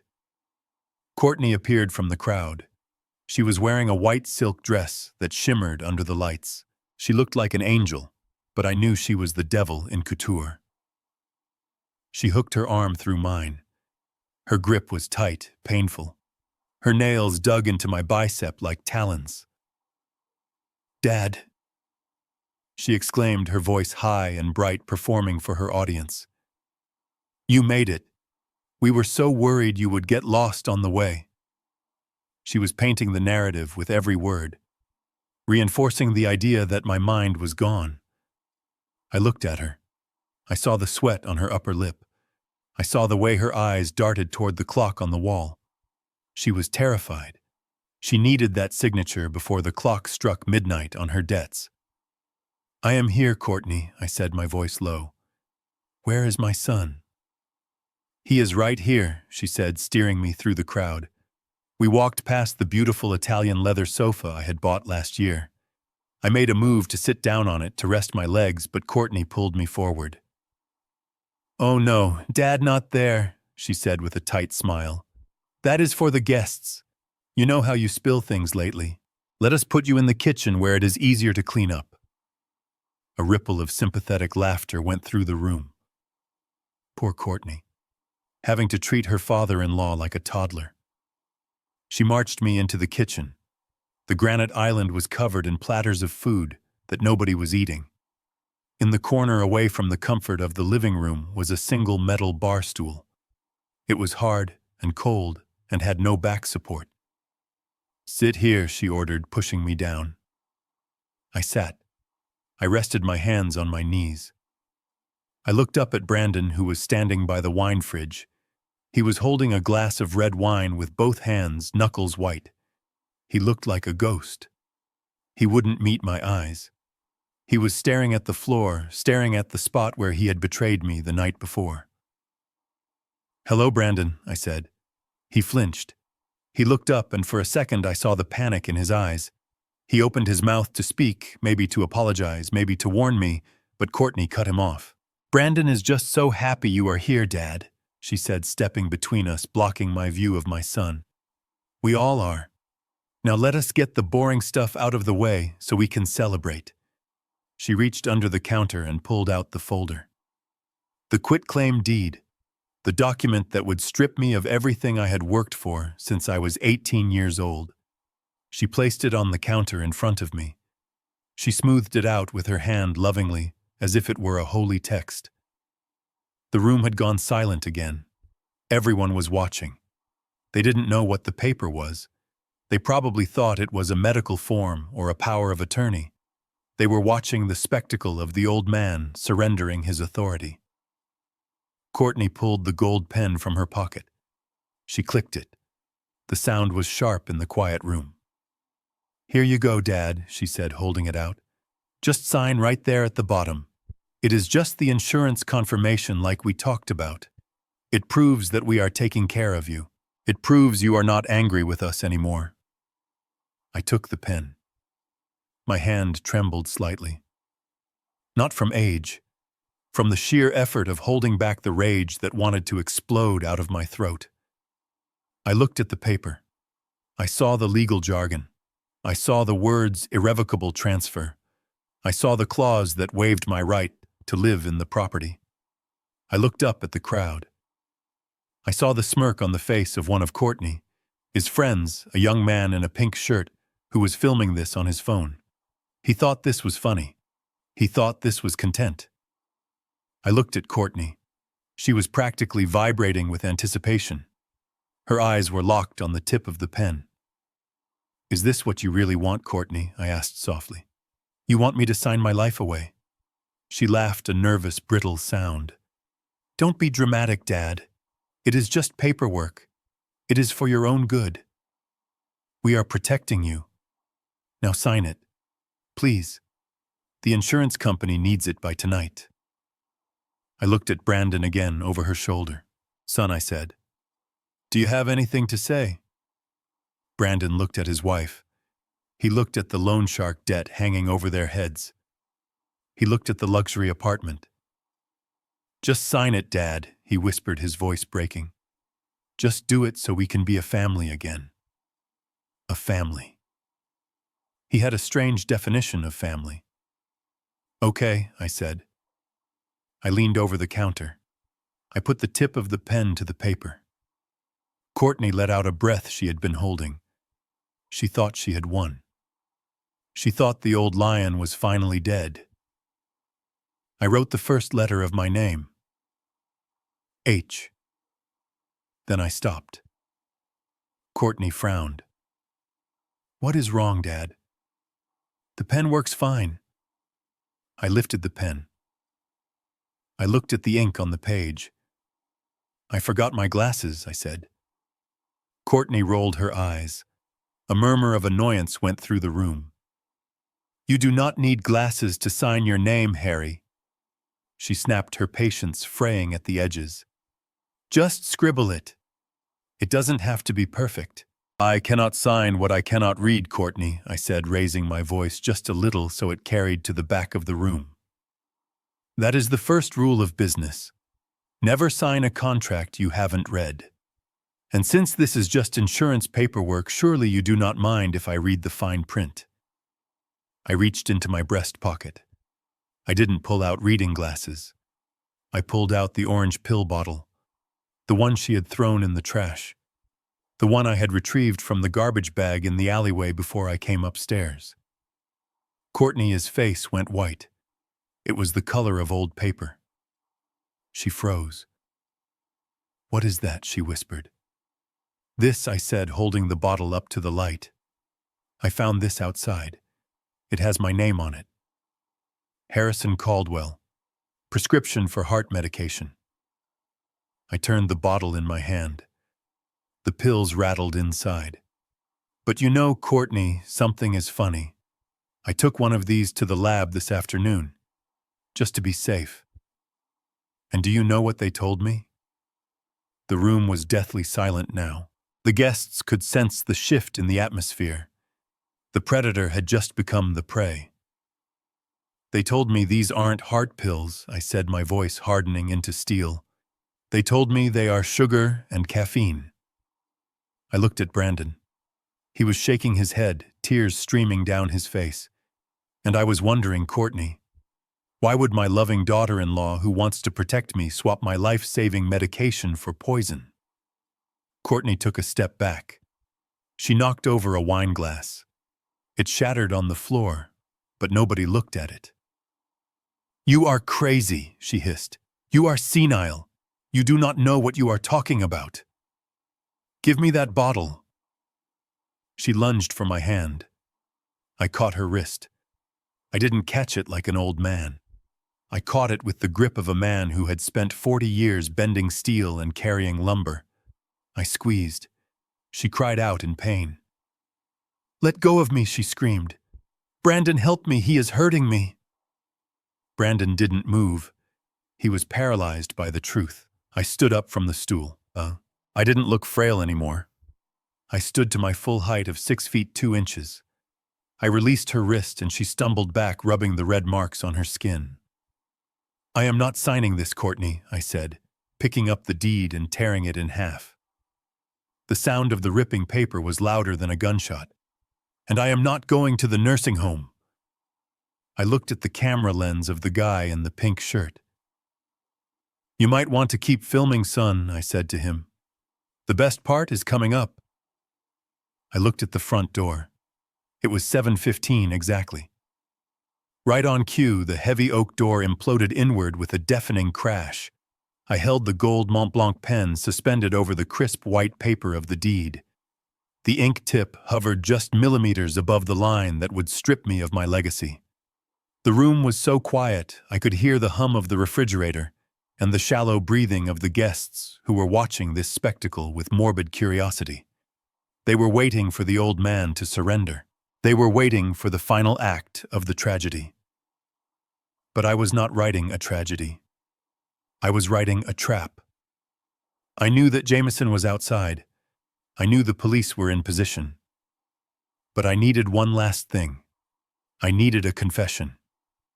I needed Courtney to say the quiet part out loud. I needed her to admit her intent to defraud and her intent to harm, not just on video, but directly into the microphone taped to my chest. I needed her to seal her own fate with her own words. So I let my hand tremble. It was a performance worthy of an Academy Award. I let the tremors start in my fingers and travel up my arm until my whole shoulder was shaking. I looked up at Courtney with wide, watery eyes, making myself look small and confused. I cannot do it, and I stammered, my voice pitching up into a whine. My hands, they just won't work. I am so useless. I opened my fingers and let the heavy gold pen slip. It hit the granite countertop with a loud clatter and rolled onto the floor, bouncing near Courtney's high heels. Courtney let out a sharp hiss of frustration. It was the sound of a woman who was losing her patience with a stubborn child. She bent down and snatched the pen off the floor. When she stood up, her fake smile was gone, replaced by a look of pure venom. "For God's sake, Harry," she snapped, shoving the pen back into my hand and wrapping her fingers around mine, forcing a grip. "Just hold it tight. It is not difficult. It is just a signature. Stop making this a scene." I looked at her. I looked at Brandon, who was still cowering by the wine fridge. Then I looked back at the paper. "Courtney," I said, my voice barely a whisper, "I just need to know one thing before I sign." What she demanded, leaning in close. Her perfume was overpowering, a cloying scent of gardenias meant to hide the smell of her desperation. "If I sign this," I asked, looking deep into her eyes, "if I give you the house, can I stay? Will you really let me live in the guest suite? Or will you send me away?" I needed her to answer. The microphone was right there, hidden behind the lapel of my jacket. It was only 6 inches from her mouth. Courtney looked around the room. The guests were too far away to hear us. Brandon was too busy staring at the floor. She thought she was safe. She thought she was whispering to a senile old fool who would forget her words in 5 minutes. She leaned in until her lips were brushing my ear. I could feel the heat of her breath. "Listen to me, you old leech," she whispered, and her voice was like ice. "As soon as you sign this paper, I am calling the ambulance. I am sending you to the cheapest state-run facility I can find. A place where they tie you to the bed and feed you through a tube." My heart hammered against my ribs, but I didn't flinch. I let her continue. "I need this house, Harry," she hissed. "I need the money. I owe people who kill for less than what I owe. So you are going to sign this deed, and then you are going to disappear. You are worthless to me alive. You are just a signature. So sign the damn paper, or I will make your last days a living hell. Got you." The words were recorded. The threat was captured. The confession of financial duress and malicious intent was now digital evidence stored on a server in a van down the street. I pulled back slightly and looked at her. She was smiling again, that tight, fake smile for the benefit of the audience. "Okay, Courtney," I said, my voice suddenly steady. "I understand." "Good," she said, tapping the paper. "Sign." I adjusted my grip on the pen. The shaking stopped. My hand became as steady as a rock. I looked at the signature line. I lowered the pen to the paper. The black ink flowed smoothly. Courtney let out a breath of relief. She was watching the tip of the pen, mesmerized. She was counting the millions in her head. She was already spending the money. But I did not write Harrison Caldwell. I wrote the letter L, then the letter O, then another O, then a K. Courtney frowned. She squinted at the paper. "What are you doing?" she asked. "That is not your name." I ignored her. I continued writing. B-E-H-I-N-D.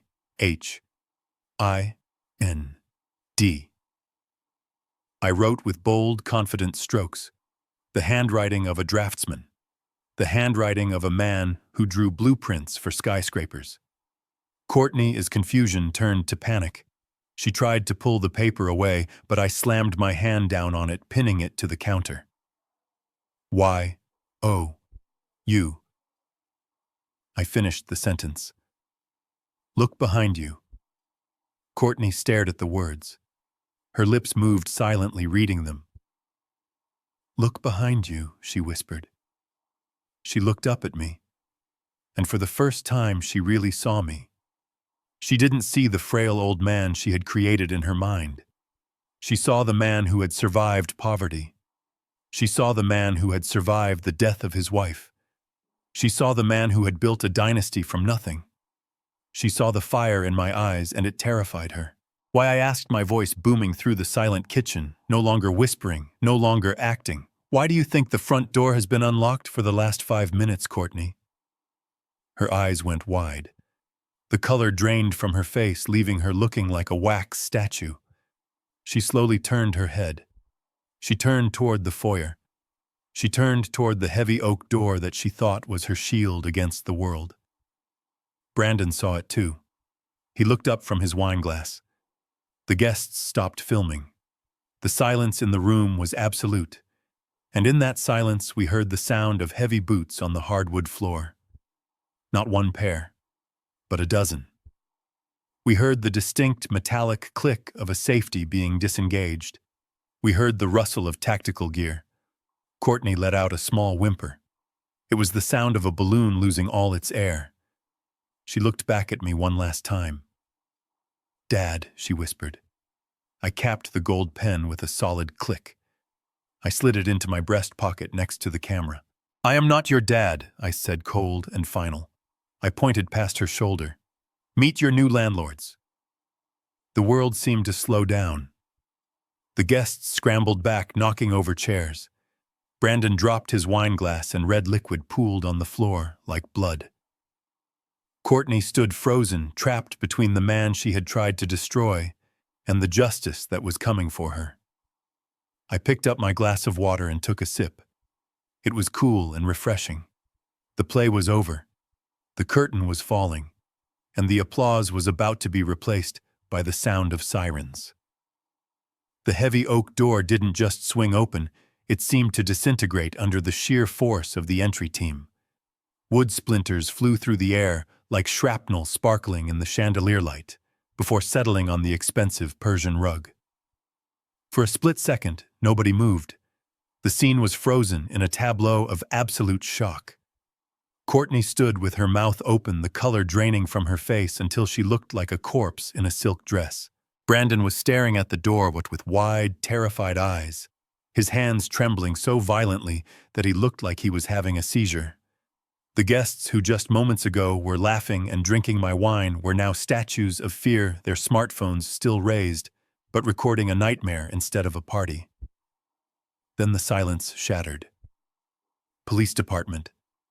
Get down. Everybody get down on the ground now." The command was a roar that shook the crystal glasses in the cabinets. It came from everywhere at once. Men in black tactical gear flooded into the penthouse, moving with the fluid, deadly precision of a wolf pack. They didn't look like the friendly neighborhood officers Courtney might have expected. These were SWAT operators. They wore helmets with face shields, heavy Kevlar vests, and they carried assault rifles that were pulled tight against their chests. The illusion of Courtney is high society life evaporated instantly. One moment this was an exclusive cocktail party in Beacon Hill, and the next it was a crime scene. Screams erupted from the living room. The influencers and social climbers who had been mocking me 5 minutes ago were now scrambling over each other to obey the commands. I watched as a young man in a linen suit dove behind the sofa, knocking over a tray of hors d'oeuvres. I watched a woman drop her phone and cover her head with her hands, her diamond bracelets clattering against the hardwood floor. Nobody looked at me with pity anymore. Now they looked at the floor, praying they wouldn't be caught in the crossfire. Courtney didn't move. She couldn't move. Her brain had simply locked up. She stood by the kitchen island, still clutching the edge of the granite counter, as if it were the only thing keeping her upright. She looked from the armed men to me, and then back to the armed men. Her narcissism was fighting a losing battle against reality. She opened her mouth to speak, to charm, to manipulate, but no words came out. Chief Miller stepped through the broken doorway. He was a large man with broad shoulders and a face that had seen every kind of evil the city of Boston had to offer. He wasn't wearing tactical gear. He was wearing his dress uniform, his gold badge gleaming under the lights. He scanned the room, his eyes cold and calculating. He ignored the guests cowering on the floor. He ignored Brandon, who had slumped against the refrigerator. His eyes locked onto Courtney. "Courtney Caldwell," he boomed, his voice cutting through the panic like a knife. "Step away from the counter and keep your hands where I can see them." Courtney blinked. She finally found her voice, but it was thin and hysterical. "What is happening?" she shrieked. "You cannot do this. This is a private residence. Get out of my house. Do you know who I am?" Chief Miller didn't even blink. He walked toward her, his steps heavy and deliberate. "I know exactly who you are, Mrs. Caldwell," he said calmly. "You are the suspect in a felony investigation. Now step away from the counter." But behind the chief, another figure emerged from the ruined doorway. This was the moment I had been waiting for. This was the hammer drop. Justice Jameson walked in. He wasn't wearing his judicial robes. He was wearing a long charcoal trench coat and a fedora that shadowed his eyes. He looked like a noir detective from a different era, but the authority he radiated was timeless. In his hand, he didn't hold a gun. He held a folded piece of paper.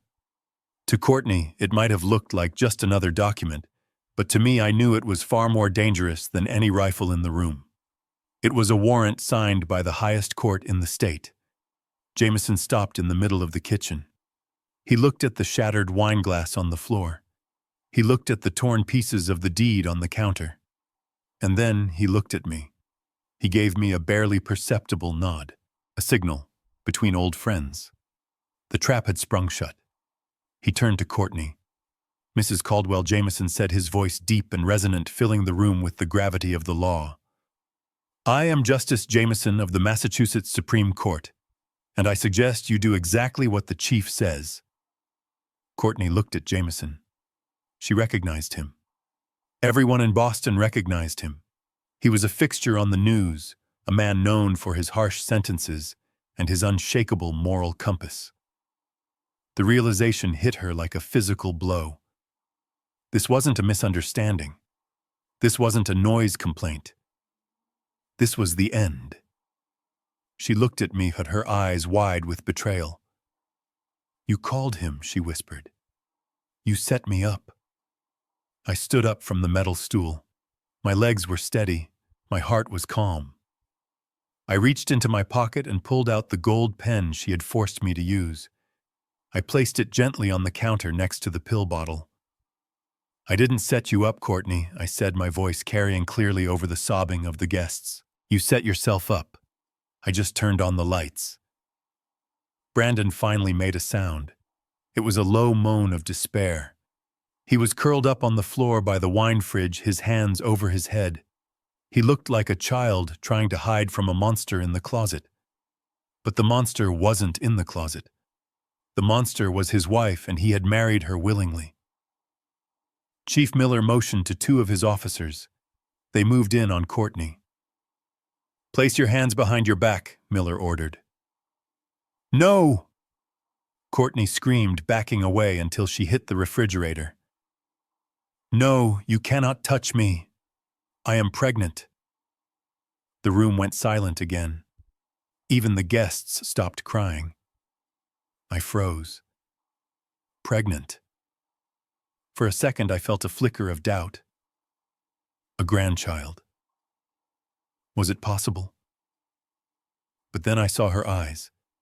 They were darting around, looking for an exit, looking for leverage. It was the same look she had when she told the police I was senile. It was a lie. A desperate, clawing lie from a drowning woman. Jameson stepped forward. "We have your medical records, Mrs. Caldwell," he said coldly. "We pulled them an hour ago as part of the investigation. You are not pregnant, but you are under arrest." One of the officers grabbed her arm. She tried to pull away her fingernails, scrabbling against the granite, but he was stronger.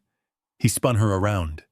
The sound of handcuffs ratcheting shut was the sweetest music I had ever heard. Click, click, click. "You are hurting me," she screamed, thrashing against the restraint. "Harry, tell them. Tell them this is a mistake. Tell them I was joking. It was just a prank, Harry.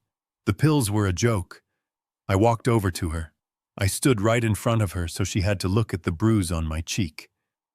The bruise she had put there. "It was not a joke when you slapped me," I said softly. "It was not a joke when you forged my signature. And it was certainly not a joke when you swapped my heart medication for poison." I reached out and picked up the orange pill bottle from the counter. I held it up so the chief could see it. "Evidence Chief Miller," I said, handing it to him. Miller took the bottle and placed it in an evidence bag. "Thank you, Mr. Caldwell," he said. "We will add this to the recordings." "Recordings," Courtney gasped. "Everything you said tonight," I told her, pointing to the American flag pin on my lapel. "And everything you did in this apartment for the last 24 hours. It is all on tape, Courtney. Every word, every threat, every plan to sell my home to pay your gambling debts." The fight went out of her. Her shoulders slumped. She looked at the floor, her expensive dress now wrinkled and twisted. She realized there was no way out. The walls she had built around herself, the walls of lies and arrogance, had collapsed. "Take her away," Miller said. The officers began to march her toward the door. As she passed the living room, the guests scrambled out of her way as if she were contagious. Her friends, the people she had tried so hard to impress, were now staring at her with disgust. She was no longer the queen of the social scene. She was a pariah. "Harry," she wailed as they dragged her through the foyer. "Harry, please. I am family." I turned my back on her. I looked at the painting of Martha on the mantelpiece, the one I had rescued from the garbage. "Family does not poison family," I said to the empty air. As the door closed behind her, cutting off her screams, the room felt suddenly lighter. The toxic presence was gone. But there was still one piece of business left to attend to. I turned my attention to the man cowering on the floor. My son. Jameson walked over to Brandon. He looked down at him with a mixture of pity and contempt. "Get up, son," Jameson said. "Stand up and face your father." Brandon slowly uncurled himself. He stood up using the wine fridge for support. He looked terrible. His face was blotchy. His eyes were swollen. He couldn't even look at me. "Dad," he whispered. "Didn't know. I swear I didn't know she was going to go that far." I looked at him. I looked at the man who had stood by while his wife slapped me. The man who had agreed to put me in a state home. The man who had picked up poison pills and put them back in the bottle. Jameson handed me a different document. It wasn't a warrant. It was a civil paper. I took it and walked over to Brandon. "You knew enough, Brandon," I said. "You knew right from wrong, and you chose wrong." I pressed the paper against his chest. He grabbed it instinctively. "What is this?" he asked, his voice trembling. "Read it," I said. He looked down. "It is a restraining order," I said, "and an eviction notice. You have 10 minutes to pack a bag. The officers will escort you out." "Dad, please," he cried, reaching out for me. "Where am I supposed to go? I have no money. My cards are frozen." I looked at him, and for a moment I saw the little boy on the construction site again. But that boy was gone. "I don't know, Brandon," I said. "But you are young. You have 2 hands. Maybe you can find a job. Maybe you can build something of your own instead of trying to steal mine." I turned to Chief Miller. "Get them all out of here, Chief," I said. "I want my house back." Miller nodded and began shouting orders to clear the apartment. I walked to the balcony doors and pushed them open, stepping out into the cold night air. The wind dried the sweat on my forehead. Below me I could see the flashing blue lights of the police cars reflecting off the wet pavement. I saw Courtney being shoved into the back of a cruiser. It was over. The war was won. But as I stood there looking at the city I had built, I didn't feel triumphant. I just felt tired. I had saved my fortune. I had saved my life. But I had lost the only family I had left. Jameson stepped out onto the balcony beside me. He didn't say a word. He just handed me a glass of whiskey. We stood there in silence, 2 old men watching the flashing lights, knowing that sometimes the cost of justice is a broken heart. Chief Miller did not scream. He did not need to scream because he held all the cards. He reached into his belt and pulled out a pair of steel handcuffs that caught the light of the chandelier. The sound of the metal ratcheting open was a cold, mechanical noise that silenced the hysterical sobbing in the room.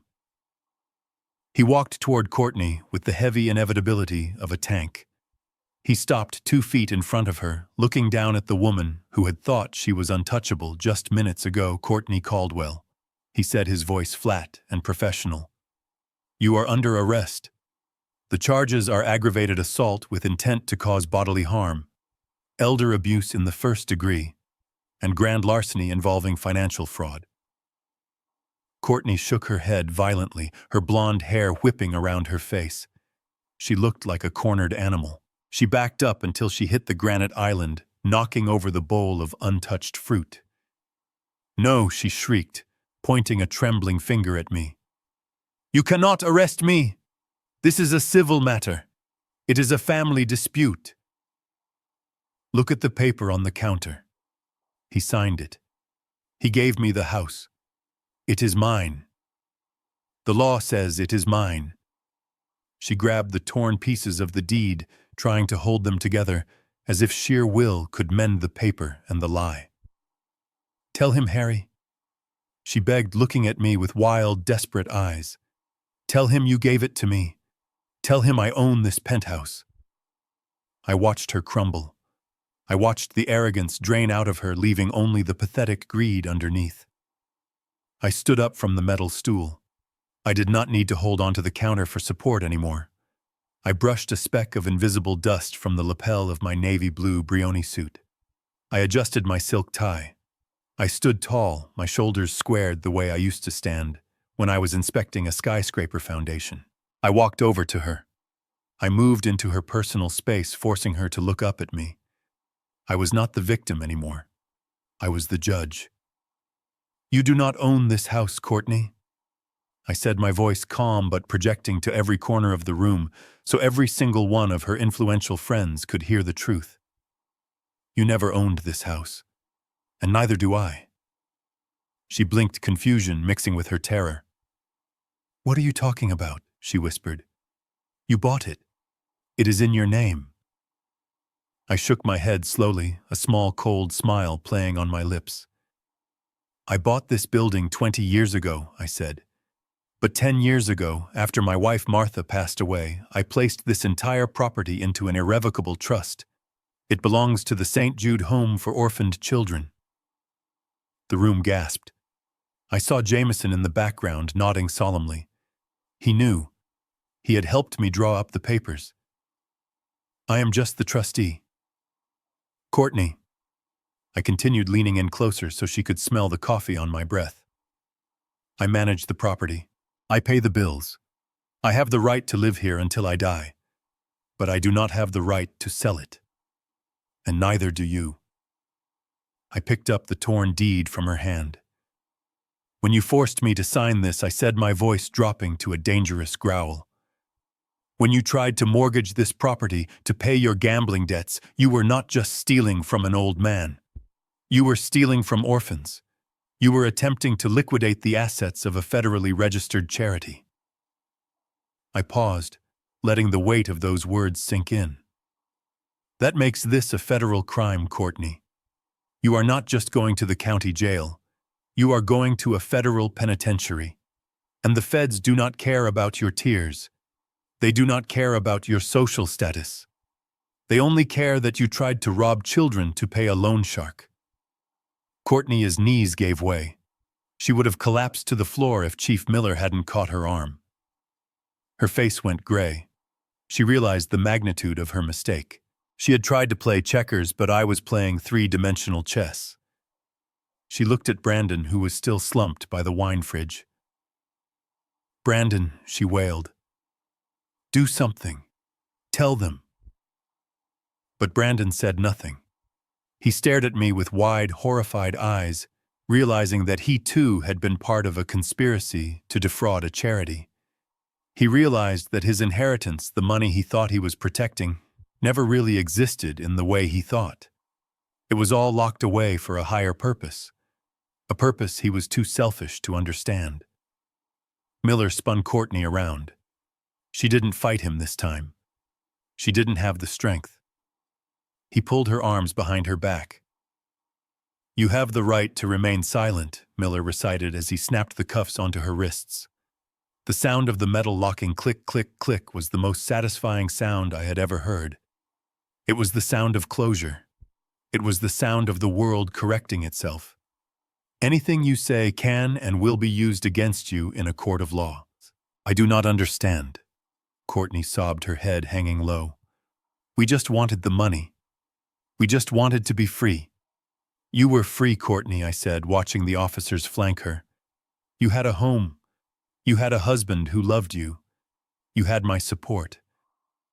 But it wasn't enough, was it? You wanted it all. And because you grabbed for everything, you are going to end up with nothing." Miller gave the signal. The officers began to march her toward the door. This was her grand exit. This was the moment she had prepped for all day, dressing up and inviting her friends. But instead of leaving as the new owner of a penthouse, she was leaving as a prisoner. Her friends, the people she had tried so hard to impress, parted like the Red Sea. They held up their phones, capturing every second of her humiliation. They zoomed in on the handcuffs. They zoomed in on her ruined mascara. Tomorrow, this video would be trending in Boston. Her reputation was not just dead, it was incinerated. "Harry!" She screamed one last time as they dragged her through the foyer. "I am sorry. I will sign anything. I will leave, Brandon. Just do not let them take me." I did not answer. I simply picked up my glass of water and took a slow, deliberate sip. I watched her disappear into the hallway, followed by the swarm of police. The door remained open, hanging off its hinges, a broken mouth testifying to the violence of the night.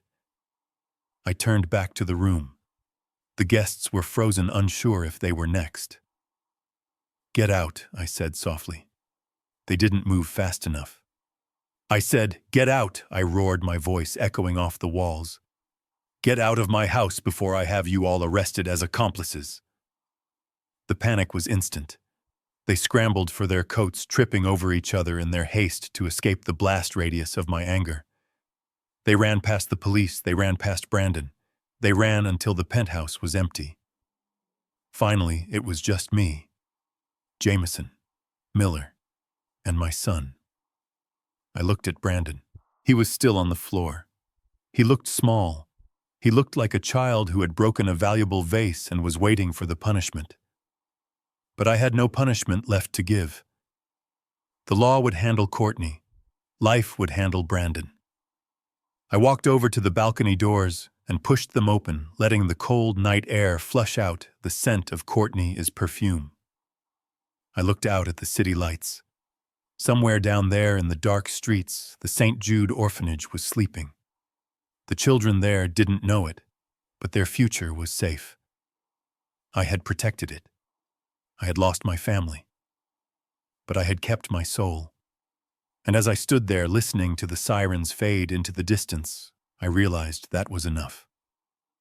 The room was quiet now. The chaotic energy of the police raid had dissipated, leaving behind a silence that felt heavy and suffocating. The guests were gone. Courtney was gone. The only sound left was the jagged breathing of my son, who was still kneeling on the hardwood floor near the wine fridge. He looked like a man who had survived a shipwreck, only to realize he was stranded on a desert island. I stood by the balcony doors, letting the cold night air cool the sweat on my neck. I watched him for a long moment. I remembered the day he was born. I remembered holding his tiny hand and promising to protect him from the world. I had kept that promise for 30 years. I had shielded him from poverty. I had shielded him from hard labor. I had shielded him from the consequences of his own mediocrity. And that, I realized with a sharp pang of guilt, was my greatest mistake. By protecting him from the rain, I had never taught him how to build a shelter. Brandon looked up. His eyes were red and swollen. His tuxedo shirt was unbuttoned, revealing the pale skin of his chest, which was heaving with sobs. "Dad," he croaked. I did not answer. I walked over to the kitchen island and picked up a thick manila envelope that I had prepared earlier that afternoon. It was heavy. It contained the final pieces of the puzzle. Brandon shuffled forward on his knees. It was a pathetic sight. A grown man crawling like a toddler. "Dad, please," he cried, reaching out for the hem of my trousers. "I am so sorry. I was weak. She made me do it. She told me we had no choice. You have to believe me. I love you, Dad. I never wanted to hurt you." I took a step back, moving out of his reach. "Stand up, Brandon," I said, my voice flat. He sniffed and wiped his nose on his sleeve. He slowly pulled himself up until he was standing. He slumped against the counter, looking defeated. "What happens now?" he whispered. Are you going to press charges against me too?" I looked at the envelope in my hand. Jameson had offered to prosecute Brandon. He had enough evidence to put him away for 5 years as an accomplice. It would have been justice. But I was not just a judge. I was a father. And a father does not put his son in a cage. A father pushes his son out of the nest. "No," I said. "I am not sending you to prison, Brandon." He let out a sob of relief.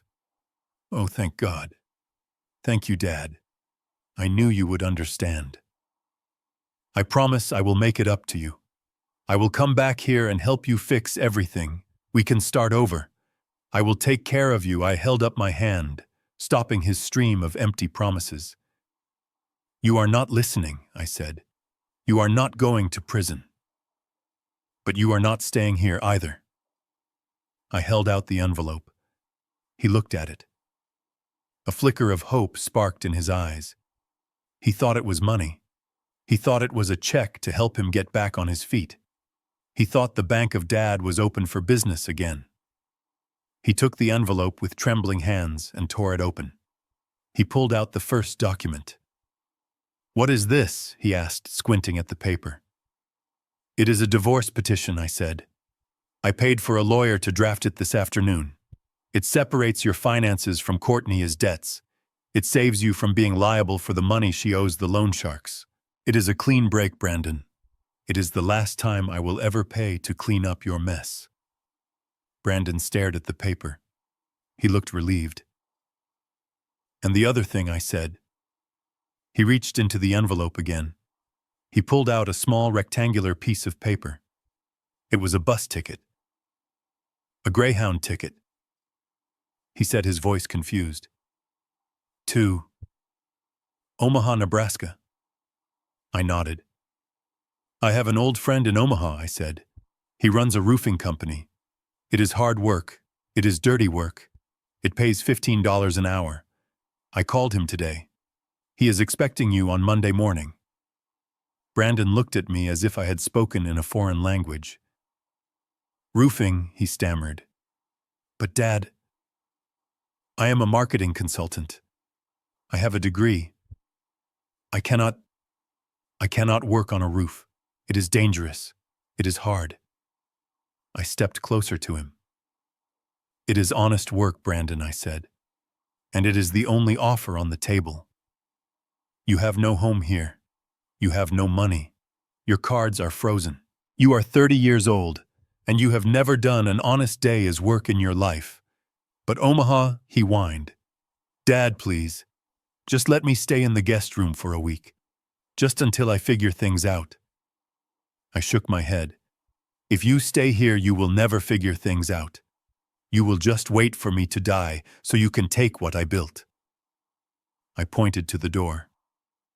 "The bus leaves at midnight from South Station. You have an hour to pack a bag." Brandon looked at the ticket and then back at me. He saw the resolve in my eyes. He saw the wall I had built. He realized finally that there was no door in this wall.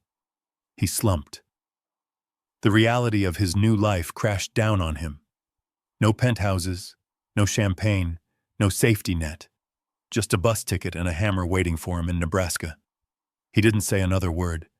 He turned and walked slowly toward the bedroom he used to share with his wife. I heard the sound of a suitcase zipper. I heard the sound of drawers opening and closing. 10 minutes later, he emerged. He was wearing jeans and a hoodie, carrying a single duffel bag. He looked younger. He looked like the boy I used to know before the money and the greed corrupted him. He stopped at the front door. He looked back at me standing in the middle of the ruined living room. "Goodbye, Dad," he whispered. "Goodbye, son," I said. He opened the door and walked out. I listened to his footsteps fading down the hallway. I listened until I couldn't hear them anymore. I was alone. The silence in the penthouse was different now. It wasn't heavy, it was clean. It was the silence of a job site after the crew has gone home and the foundation is set. I looked around the room. I looked at the white leather sofas Courtney had bought. I looked at the abstract art she had hung on the walls. None of it was me. It was all a costume she had forced this house to wear. I took out my phone and dialed a number. "Hello," a voice answered. "Is this the Habitat for Humanity Restore?" I asked. "Yes, it is. My name is Harry Caldwell. I have a donation for you. A full apartment worth of luxury furniture. Brand new. Italian leather. Designer tables. Everything." "That sounds generous, sir," the voice said. "When would you like us to pick it up?" "Tomorrow morning," I said. "First thing. I want it all gone. I want the space cleared." I hung up. I walked to the kitchen. I found a bottle of wine that Courtney hadn't opened. It was a 1996 Cabernet, one of my favorites that I had saved for a special occasion. I pulled the cork. The sound was a soft pop that echoed in the empty room. I poured a glass. I didn't use the crystal. I used an old coffee mug that said, "World is okayest Dad" on it, a gift Brandon had given me when he was 10. I walked out onto the balcony. The wind had died down. The city of Boston lay spread out before me, a carpet of lights and shadows. I took a sip of the wine. It was rich and complex. It tasted like survival. I looked at the skyline. I saw the buildings I had built. They were still standing, strong, unshakable. They had weathered storms and blizzards, and they were still there, just like me. I had lost a lot today. I had lost my illusions about my family. I had lost the comfort of ignorance. But as I stood there, feeling the cold air in my lungs, I realized I had gained something far more valuable. I had gained my dignity back. I had regained control of my own destiny. I raised my mug to the moon. "Here is to the new foundation," I whispered. I drank the wine, and for the first time in a long time, I felt peace settle over me. The house was empty, but my heart was full of a strange, quiet strength. I was Harry Caldwell. I was a builder, and tomorrow I would start renovating. Not the house, but my life. Sometimes the people who are supposed to love us the most are the ones who hurt us the deepest. We grow up believing that family is everything, that blood is thicker than water. But my story taught me a hard truth. Blood makes you related, but loyalty makes you family.